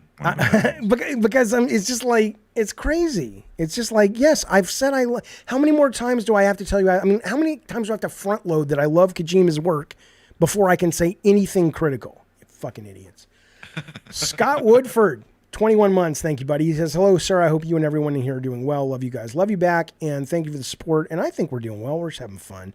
At least I hope so. Hope you're having fun. Bitrate says, good that there are those who are willing to go outside the corporate norm. More people looking to leave that old model behind or change things from within to make it more palatable. I agree. But Kojima didn't go outside the corporate norm. You know who went outside the fucking corporate norm and he's gotten nothing but failure so far? Is the guy Suzuki, right? Not the Sonic guy who got arrested, but the guy who did like Afterburner. Was it Yu Suzuki? And he's just like, fuck it, I'm leaving Sega and I'm making a mobile game. It didn't do anything. Nobody played it. But that's walking away from the man and taking your shot. But like that guy who left Capcom to make that new Mighty Number 9 or whatever. Right. To make a new Mega Man game. Right, absolutely. And sometimes it works out and sometimes it doesn't. But I'm not going to, look, my last game was a failure. My company's been shut down. I'm not comparing myself at all to Kojima. But what I will tell you is, yeah, I spent about $100,000 of my own money. And I'm not Kojima rich. So that was, and I never made it back. But I didn't start a company until I knew Sony was willing to fund it. So this idea that it's just like, just do it. No, you can, but don't assume that, this is a map to success. Okay. I mean, it is a map to success to start off as a highly critically loved video game designer and start your own company. No, absolutely. I mean, that's how I did it. I mean, I had a lot of success in mainstream games, and they were willing to roll the dice with me. I'm sure if Druckmann came to Rhodey or whoever he needs to come to and says, "Hey, I want to start my own thing," they'd totally fund the guy. Absolutely. And that's how it has worked, and I have no problem with it working that way. It's not the only way, and I think that's great. It's not the only way. For Shizzle says, wasn't it reported that Microsoft paid Kojima a dump truck filled with money to make them whatever new exclusive game is? Yeah, probably. Of course. I think Stadia might have too as well. Stephen Hawking, no, not Stephen Hawking. I'll get to that in a second though. How many Kojima games have you actually finished? Says Double R. I finished Metal Gear 1, Metal Gear 2, Metal Gear 4, and that's it. Finished 3? No. What, Snake Eater? Yeah.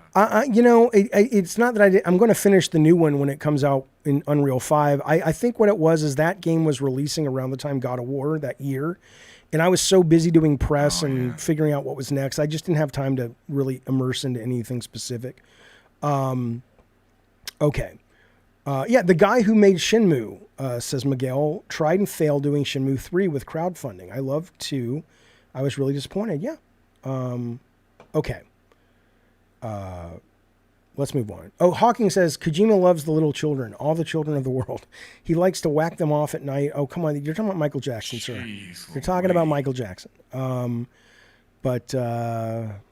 Yeah. I mean, how can you be a guy like Kojima with everyone fucking telling you everything you touch is genius and not fucking... I don't know if everybody tells him that. I don't know. I think it would be harder to be Donald Mustard than Kojima when it comes to that.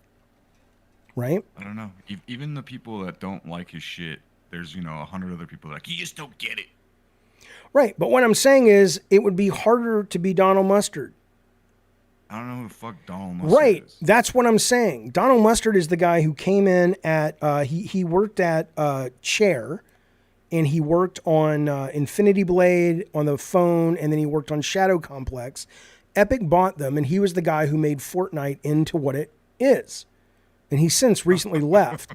Right? That's the guy that is probably being told yes all good goddamn day long, and you're a genius. Hideo Kojima, for all his success, his games haven't sold like they've always been successful enough, but they've never been like best-selling games of the year. But yeah, so but people probably call him a genius. Yeah, but that's the myth building. That's the myth building we got to fucking be careful about. It's not healthy, and it's not realistic, and it's bad. It's bad for future creatives. I mean, don't you, again, I keep bringing up your band because I know that's like the other creative thing you do, but don't you see that in music? I don't know how serious you take, the clearly you don't take it very seriously because you named the band Quitter. But that said, though, you have to see that in music, right? Just all this myth building around, oh, dude, we were down to our last fucking penny, and we, played this song, this A&R guy heard. That stuff's not really around much anymore. Not anymore, right? Okay, but I put this on YouTube, and the next morning it was 1 million views, and I'm just saying it just, I don't like all the bullshit myth building, and I think Kojima makes great games, and unfortunately he's good at the myth building, and a lot of people eat it up with a fucking spoon, and then they try to mold their careers or lives off it, and it's dangerous. In my opinion, that's all I'll say. That's all I'll fucking say. But Onyx says this. You just don't get it. I must not get it. $2 super chat. Thank you, good sir. He says, Jaffe and Kojima are a couple. Real question. I think Kojima is married. Here. Okay, let's just be clear on this. I'm just going to fucking talk about it briefly. I don't care if they're a couple. That would be great if it makes them both happy. I'd love to hear that. But there is absolutely something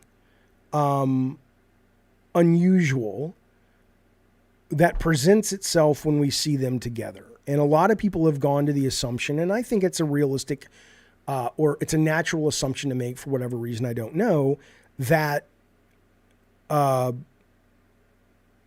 there is something there that's not just like, hey, I like Kojima's games, I'm glad to give him a platform, right? I mean, and so people who say maybe there's some kind of intimate relationship, I would go, yeah, that would track if it turned out to be the case.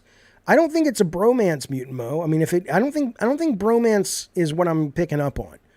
Let me ask you this: is anybody gay in the audience? Because there is. I know it sounds crazy, but there is.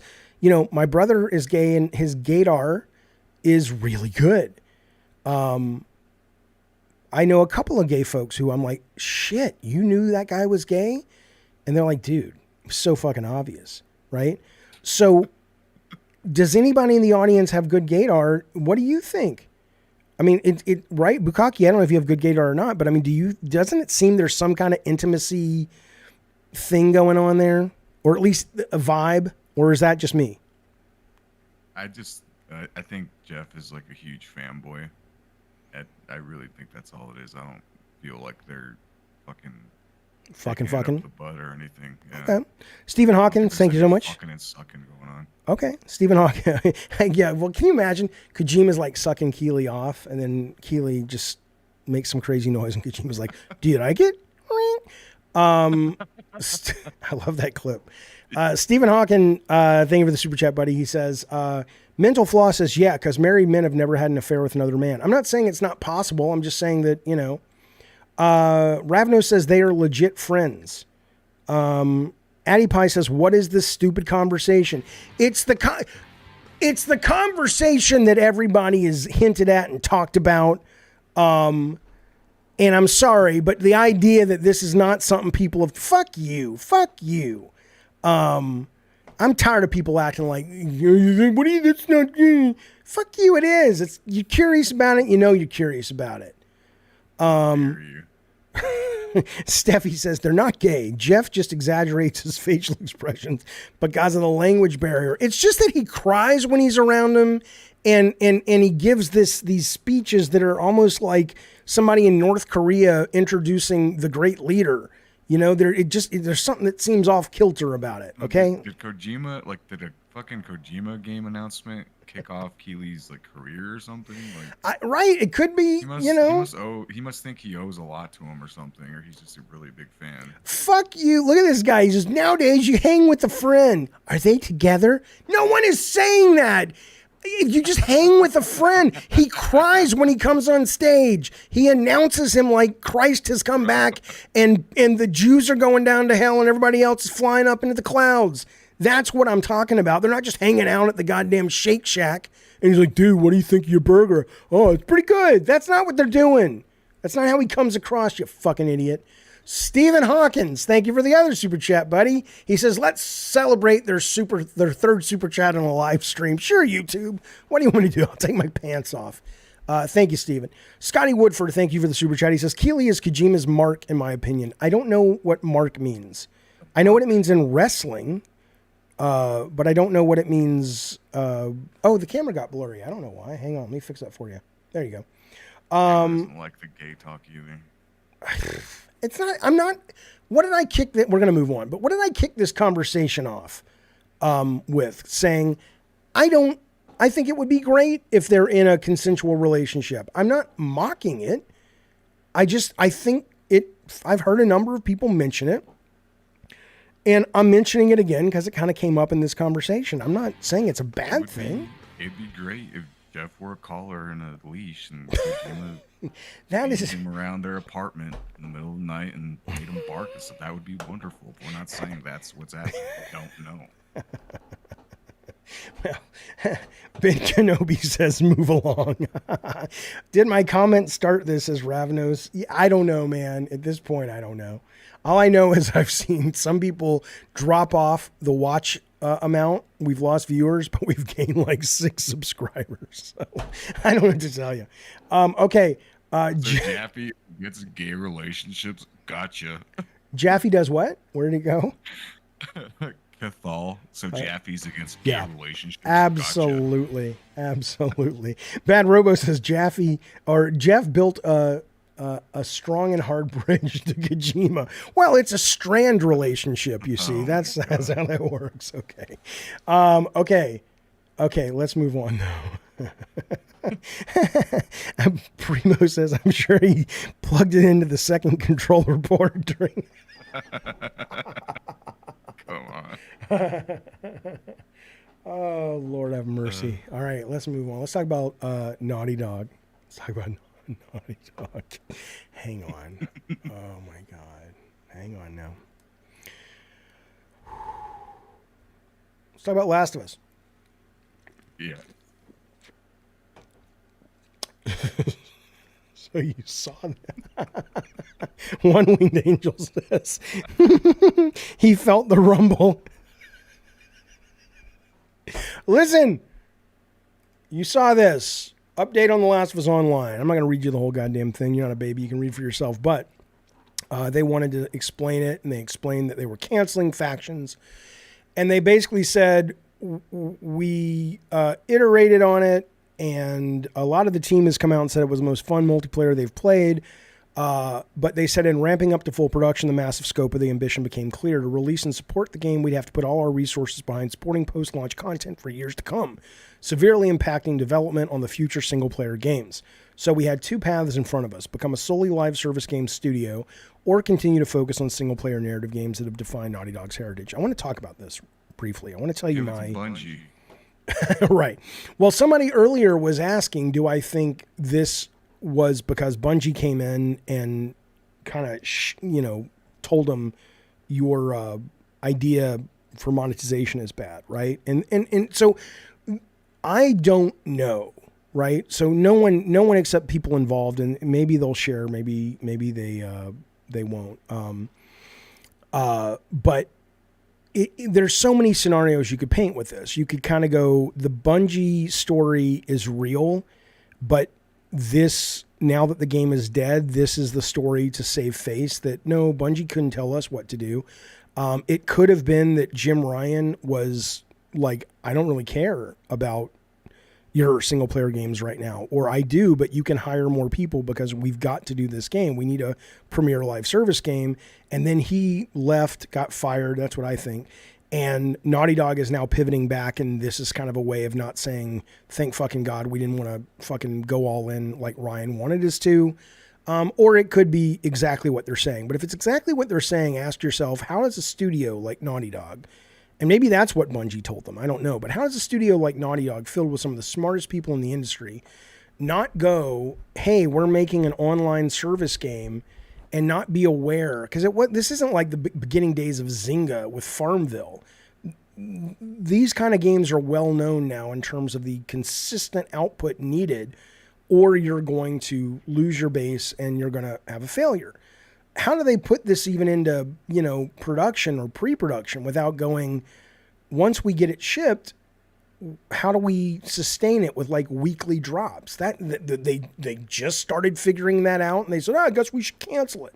Because remember how long, Neil Druckmann was on stage well before the news broke that Bungie was coming in, and because their advice, they were putting this on ice. So it's not like the game was just like sketches and notes, and the minute they started full production, they're like, oh, wait a minute, come on. I don't buy it. I don't buy it for a goddamn second. But it still could be that Naughty Dog, I love that Naughty Dog is going back to their games. They've said they've got two single player games in development, they're narrative games. I don't, as much as I think we can and sometimes should paint Jim Ryan as a kind of a minor villain in the story, because I don't think he did a great job when he ran Sony in a number of ways, at least with forward planning. Certainly he presided over 5, but presiding over 5 at this point is like PS5 is like presiding over, the sequel to Star Wars when Phantom Menace came out for the first time. It was going to be a hit, even though it was a piece of shit, right? So I'm not saying he didn't do anything, but if you look at the Activision deal, if you look at the free-to-play pivot that clearly hasn't worked, Why is Connie Booth not there anymore? You know, all kinds of these things.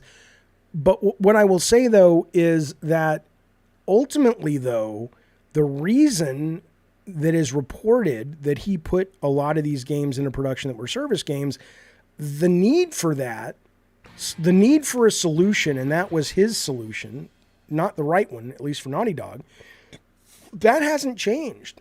It goes all the way back to what Sean Layden said 6 years ago, which is the games are getting more and more and more expensive.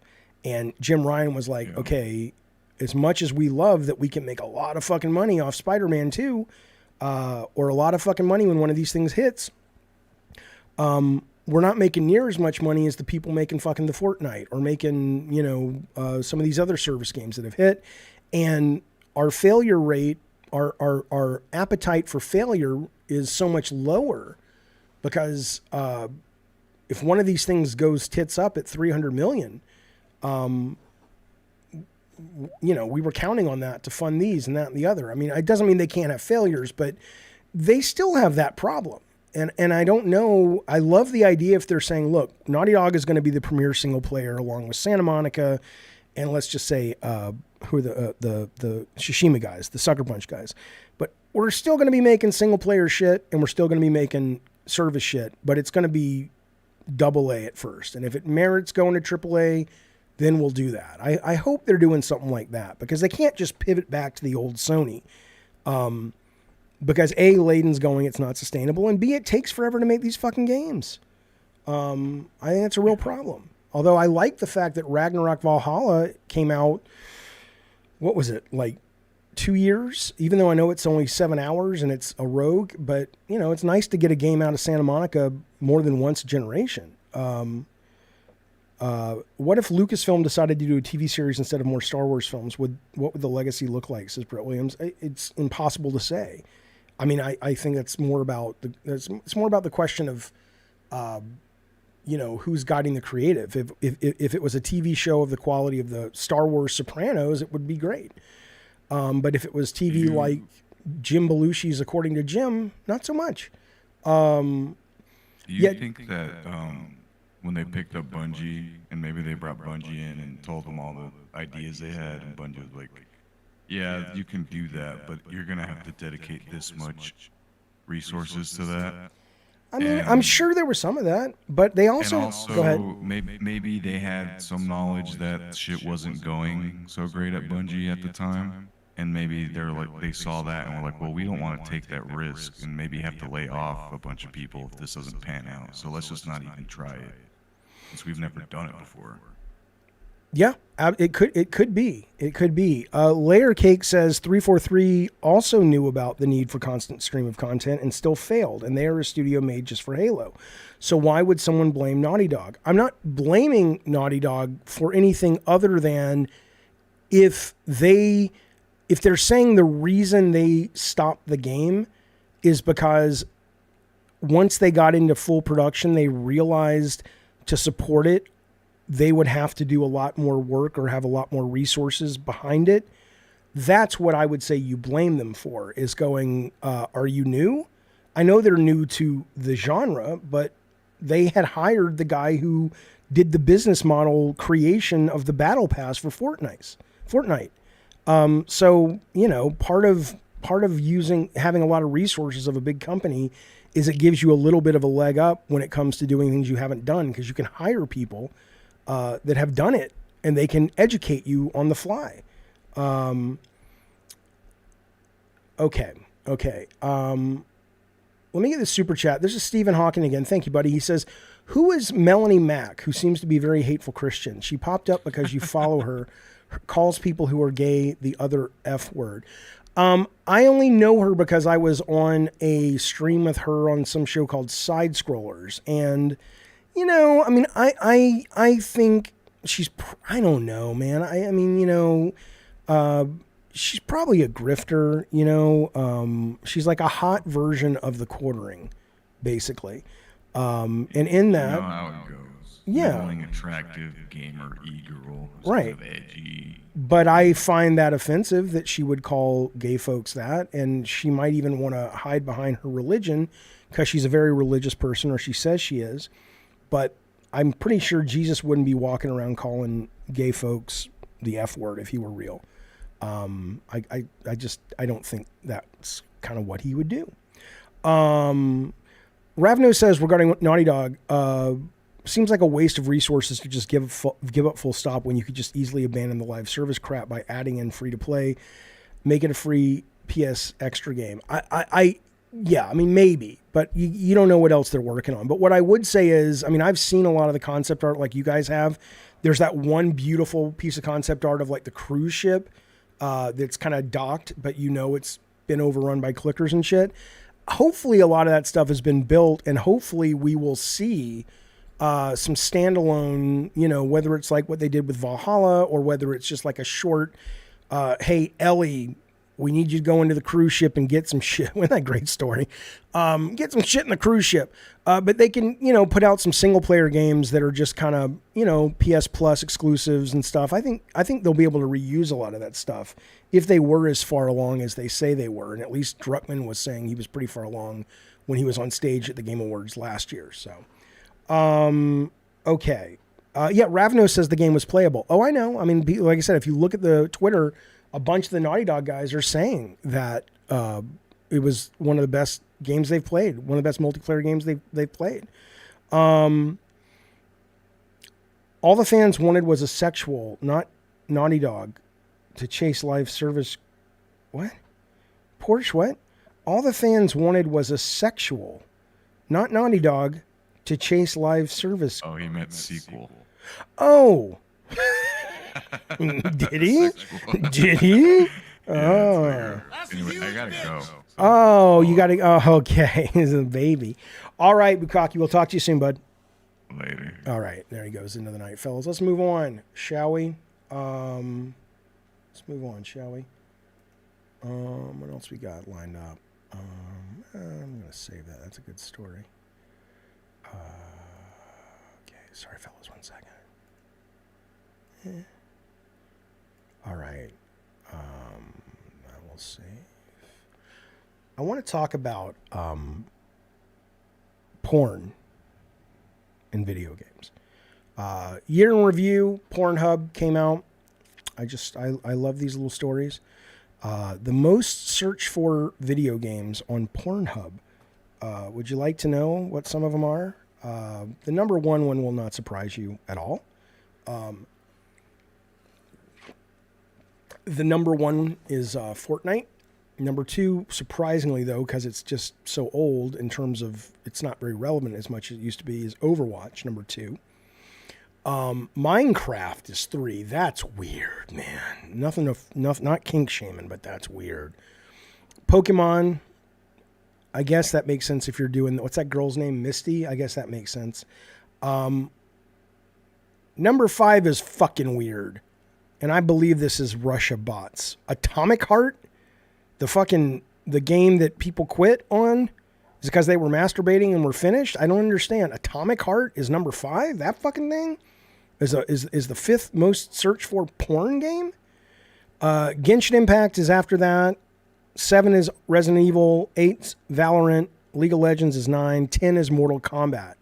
A lot of those fucking make sense. Oh, it had the sexy female robots. Okay, that's fair. That's fair. Minecraft is perfect porn, says Mark, for anyone with a box. Okay. Towards the bottom, this is a real weird one. This one dropped. Among Us was higher, but it dropped 11 points from last year. It kind of makes sense because, it's over. But listen to this. Who the fuck? Dropping 10 points was Cuphead. Who the fuck was thinking, what I think of when I see 1930s animation is cream pieing. What are you talking about? The fuck are you talking about? I don't understand. Let's see. People are asking for Redfall or Gollum. Well, it's weird because some of these are like Detroit Become Human. You'd think this is from like 8 years ago, but it's not. Detroit Become Human is on there. Splatoon is on there. Stay fresh. Come on now. Call of Duty porn. Anyway, but listen to this. World of Goo is on there. Oh my God. They also have the most searched video game characters. I'll tell you those real soon, too.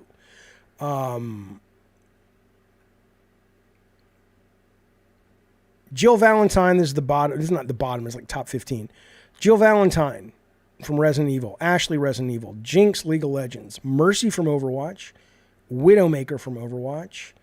3, 4, 5, 6, 7, 8. Okay, these are the top 8. Mario is number 8. Ada Wong is Resident Evil number 7. Sonic the Hedgehog is number 6. Most searched video game characters on Pornhub. The tall lady, Lady Dimistreku, whatever the fuck you say her name is, she's number 5. Lara Croft, goddamn, hanging in there at number 4. Diva from Overwatch, number 3. The number 1 and number 2, I've never understood the number 1. I very much understand the number 2. Number 2 is Tifa from Final Fantasy. Makes a lot of sense. Number 1, though, okay, it says Chun-Li, but then it says Chun-Li from Fortnite. And I know she's from Street Fighter. Maybe there was a Fortnite skin, so people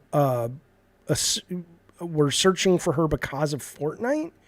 But I mean, Chun-Li's great. A lot of people think she's sexy. I've never gotten the appeal.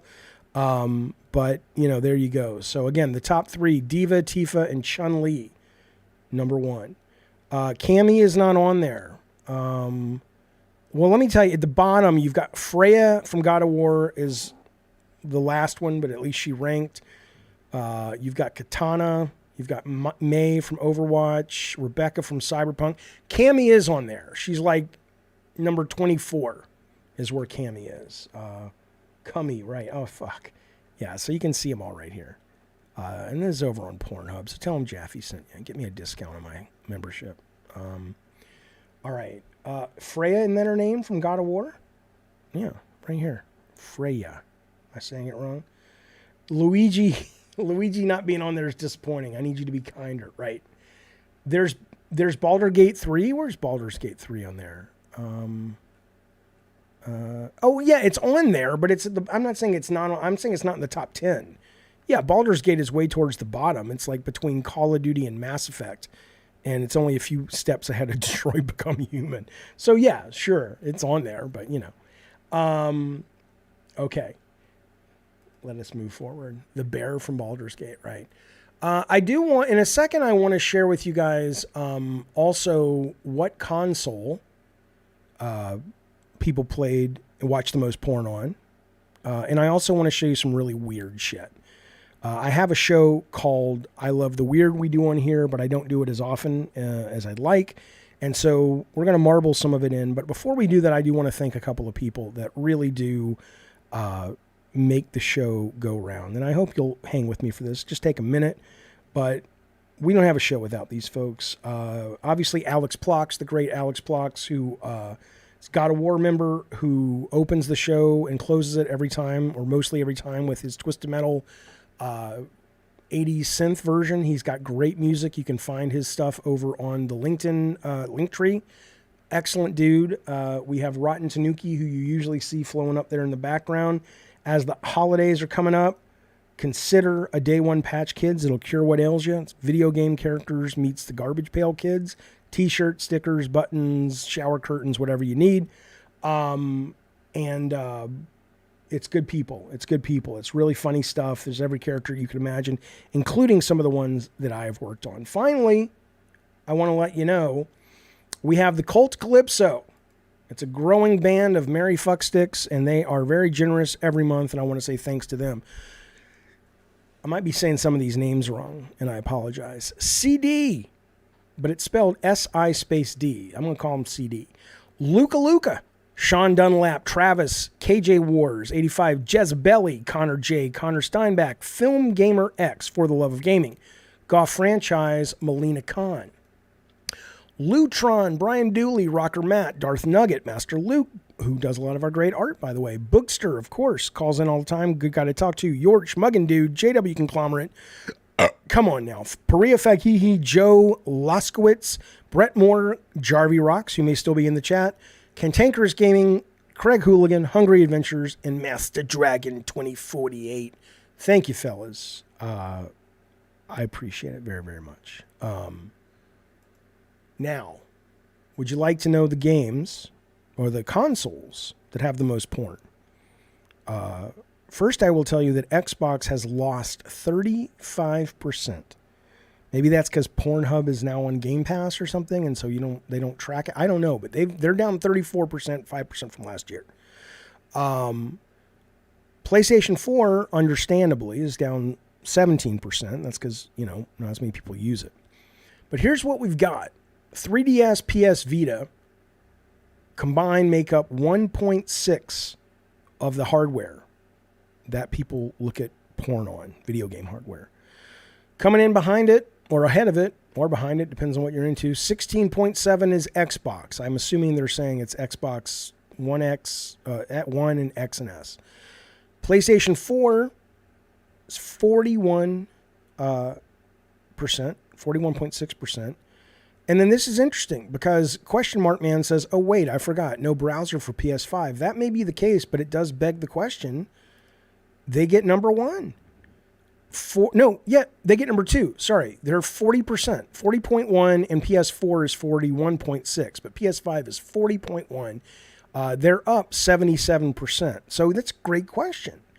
How do you watch Pornhub on PlayStation 5 if there's no browser? Anybody know how that would work? Interesting. Hawkins says people love their porn. I just want to see a breakdown of fetishes on each console. Well, Pornhub does do, I don't know how people are watching on the PS5. Pornhub does do that. If you go to their year in review, they don't do it by console because it's not that big, but they'll give you the most searched for porn stars, amateur model, fetishes, most searched for terms, United States top relative searches. California, we get Asian stepmom. Alabama, where I grew up, fingering myself because you can pretend that God's doing it to you. I don't know. Let's see. Kansas is close up. Colorado is femdom. Utah is Mormon, of course.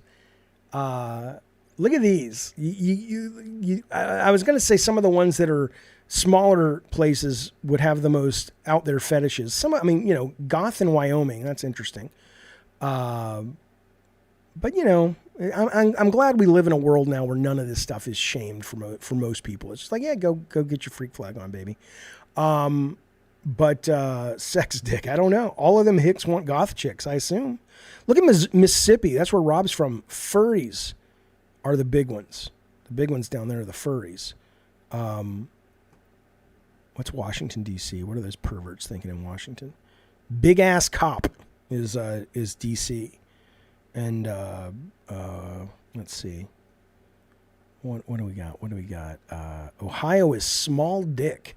Think about that. What's that? What's that looking up? Why are you searching that? I love my deviance class, says Hawkins, when I went to sociology course. It was the greatest shit ever. Fucking balloon fetishes. Yeah, it's a fun read. U.S. tops the countries in porn. Time spent per visit they cover.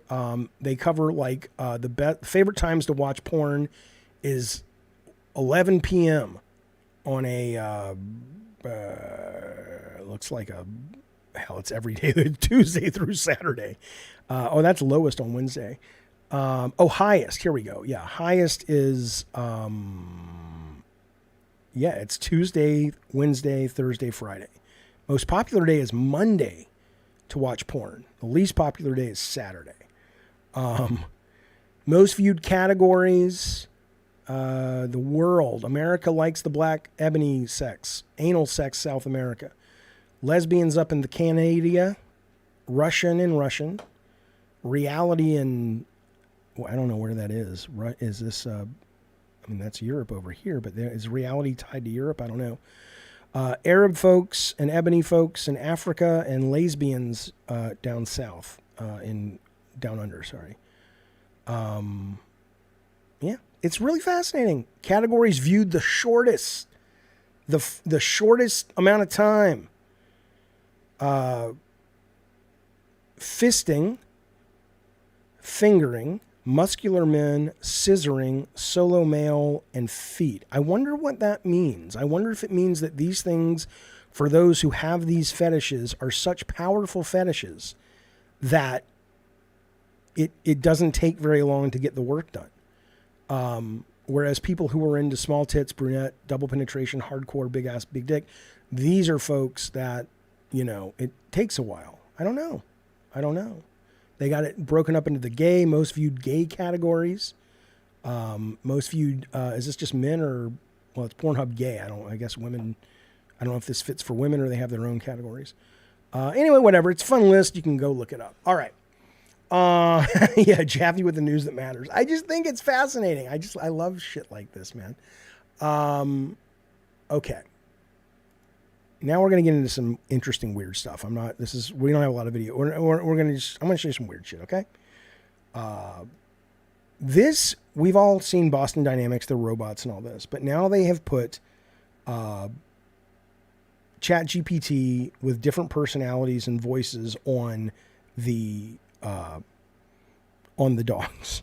And these are great, man. These are so awesome. I love this. A lot of people are scared of this shit. I think this is amazing. Watch this. This kind of technology might make it possible for robots not just to follow our command. Welcome to Boston Dynamics. I am Spot, your tour guide robot. Let's explore the building together. A pleasure to meet you, Matt and Vacha. Shall we commence our journey? The charging stations where I find the dissemination of knowledge rather rewarding, don't you agree? Now behold the rock. Ah, thank you kindly. This hat has been my trusty companion on many an adventure. To guide and share, in verse and tale, is a task I relish without fail. In steel and wire my heart doth beat. In this role I find delight complete. Wow. Well, Matt, I see the unfathomable void of my existence reflected in this QR code-filled board. Oh, and also a large window. Hey Spot, tell me a haiku about this place. Generator hums low in a room devoid of joy, much like my soul. This kind of technology might make it possible. So again, this is the coolest shit. I mean, we're going to have, you know, I'll be on planet while this shit goes down. It's going to be great to have fucking robots like this walking around talking and shit. It's wonderful. Would you like to see, again, this is just some weird shit. It's not video games, but, you know, I wanted to share the shit that I think is cool. These are Star Wars cars that were modified by owners. These are real cars. They really drive, and I think they're really fucking cool. Come on now. We got ourselves a Darth Vader car. Look at that. That's fucking cool, man. That's fucking cool. Do you think if you're driving that and some lady, do you think, because women are, I don't understand it, kind of hate it because it means a lot of them are shallow, I would imagine, but a lot of women apparently, according to a study I read recently, are, if you have a flashy car, that works. And we know that, but it's just so weird that it works. But regardless, I guess a geek woman that are into men with cars would like this. I know a lot of women that would say, you're a fucking idiot. You spent your money on that? You're stupid. I'm not getting with you. But anyway, I think it's pretty fucking cool. This is not even a wrap. This is just like Star Wars shit, 3D hubcaps and stuck on the roof and stuff. That's okay. It says this was inspired by The Last Jedi. There's the Darth Vader car. We saw that. That's pretty cool. I dig it. Look at that one. The Nissan Rogue looks like an X-Wing. Come on now. That's awesome. Stormtrooper, that's kind of like either commit, shit or get off the pot, buddy. That doesn't look like shit. That's like, I did it too. No, you didn't. You didn't even go halfway. You're too fucking embarrassed to go all in. Fuck you. I hate you. Nissan's other attempt. Yeah, that's street legal. Look at that. You got the X-Wing wings coming off the car. Yeah. This one's great. I know a guy who had a car like this. It wasn't Star Wars themed, but up in Foster City. But yeah, this is looks like R2's in the back. I wonder if he actually moves and shit. And it's kind of like he's got guns on the side. It's pretty sweet. I dig it. What do you mean they're all so lame? What's the matter with you? It's fucking cool, man. It's fucking cool. Fiat's version, it's kind of stormtroopery. Whatever. Fuck you. Boba Fett's car. Look at that. That kind of looks like my car. Not intentionally, though. Gaming says, I'm sure when I used to sell Nissans, they had a Star Wars themed interior. That's pretty cool. That's pretty cool. That's awesome. I lived in Foster City, Zeke. The Tesla 3 model, that just looks like bad airbrush art. That's, whatever. Okay. Ready to launch. The number one one looks like an AT bolted onto a fucking truck or something. Fuck you, Susan. These are cool, man. These are cool, man. Fuck you. Okay, then fine. How about this? I loved this. This was, they said this is why they give women ultrasounds and not MRIs, because this is what a baby looks like in an MRI. So if you saw your baby at this point, you would probably have a lot more pro-choice people voting, because this is truly terrifying. How do you love that baby? That's just fucking creepy. Yeah, it's like you're incubating demons. Look at this one where you can see the brain, man. They're totally the goddamn, what are those things called? The goddamn thing from Tim Burton's movie, Mars Attacks. Look at that shit, man. Okay, and the last thing I want to show you, I'm serious. This is real, and it's kind of sad. It's kind of sad, but it's fascinatingly disturbing. Let me link that in Discord. Okay, I'll just link it right here. I'll just put it in the chat. Well, MRIs are expensive, and I also assume that MRIs are not very safe, I would imagine, because it's radiation or magnets. I don't fucking know. Let me load this one up. You came to that. Wonderful. Okay, look at this. I'm going to read you the description first, then I'm going to show you the video. On a sweltering summer day in the Cam Pha mining area, we visited the residence of Mrs. Lee Thai Ho, born in 1931. She is the mother of the guy you're about to see, 49, who has been suspended on wire spiderwebs for relief from the agonizing pain caused by cerebral palsy, limb paralysis, and the gradual erosion of his flesh and skin over 49 years. What I'm going to show you is not gore. It's disturbing, but it's not gore. At birth, he appeared like any other healthy child with good weight and health, the mom said, but after a month, complications arose from meningitis. So this is him, and it's pretty it's pretty fascinating and disturbing. Here you go. He's constantly suspended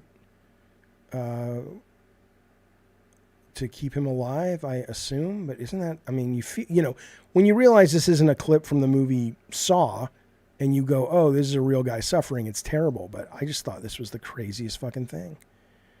It's the craziest fucking thing. Okay. There you go. All right. Let me go to the chat real quick. It's like, enough, Jaffe. Enough of your weird shit. Hang on. Okay, there we go. Where did Bukkake go? I think he had to go. He said he had to go. Are those sonograms of Adam Sessler on Twitter in the womb? Come on now. Come on now. Sessler's here Tuesday. Call in. I'm sure he'll take calls. It's going to be a hootenanny. We're going to have a good time. Looks like the clones of Ripley. Brett Williams says that's hot too. Oh my God, you guys are going to hell. All right, fellas. Well, there you go. That has been the Gabbin, and that has been the games for Sunday, the 17th. Tomorrow, I'm doing something tomorrow. I'm not going to tell you what it is yet. I'm not sure. And then we're back Tuesday with Adam Sessler at 2 o'clock or 2:30. I'll let you know. I'll post some stuff. In the meantime, though, Jeff searched Death Stranding on Pornhub. What? Am I going to finish Elden Ring? Ravnos, I was playing it the other day, man. I cannot get past those fucking bosses. I'm trying so hard. And everybody says to me, oh, just use sleep, Jaffe. I've done that. It doesn't do a goddamn thing. So the only thing at this point I probably am going to do, I'm going to go respec my character and try it again. I don't fucking know because I love it. I don't want to do co-op because then someone's doing it for me. But anyway, though, I will be playing Ragnarok or Valhalla. I don't want to do co-op. I'll be playing some stuff. Again, I'll be playing some more Drug Dealer as well. A lot of fun. I know someone's doing it with you. I don't want them to do it with me. I'm stuck with the two gods, the fat one and the skinny one, the god peelers, the twin god peelers or whatever. Godskin duo, right, Ravnos? Yeah, I cannot. Yeah, I get close, and I have the dude who,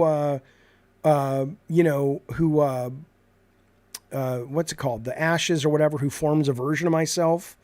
So I'm fighting with me and the mirror image guy. I'm in there doing it all, but I just haven't been able to do it yet. But I'll get there. Anyway, be well, my good friends. It's great to see you. Thanks for hanging out with me today. And I will see you guys hopefully on the next show. This is good Sir alixplox of the Connecticut Ploxians. Let's go.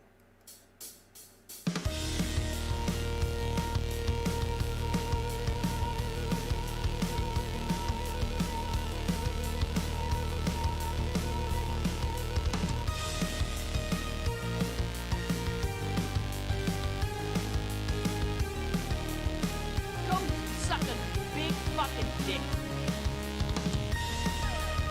Daddy, chill. How dare you?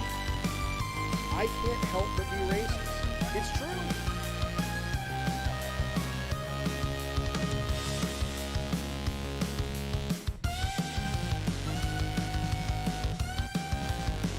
He's normal, man. He's just innocent, man.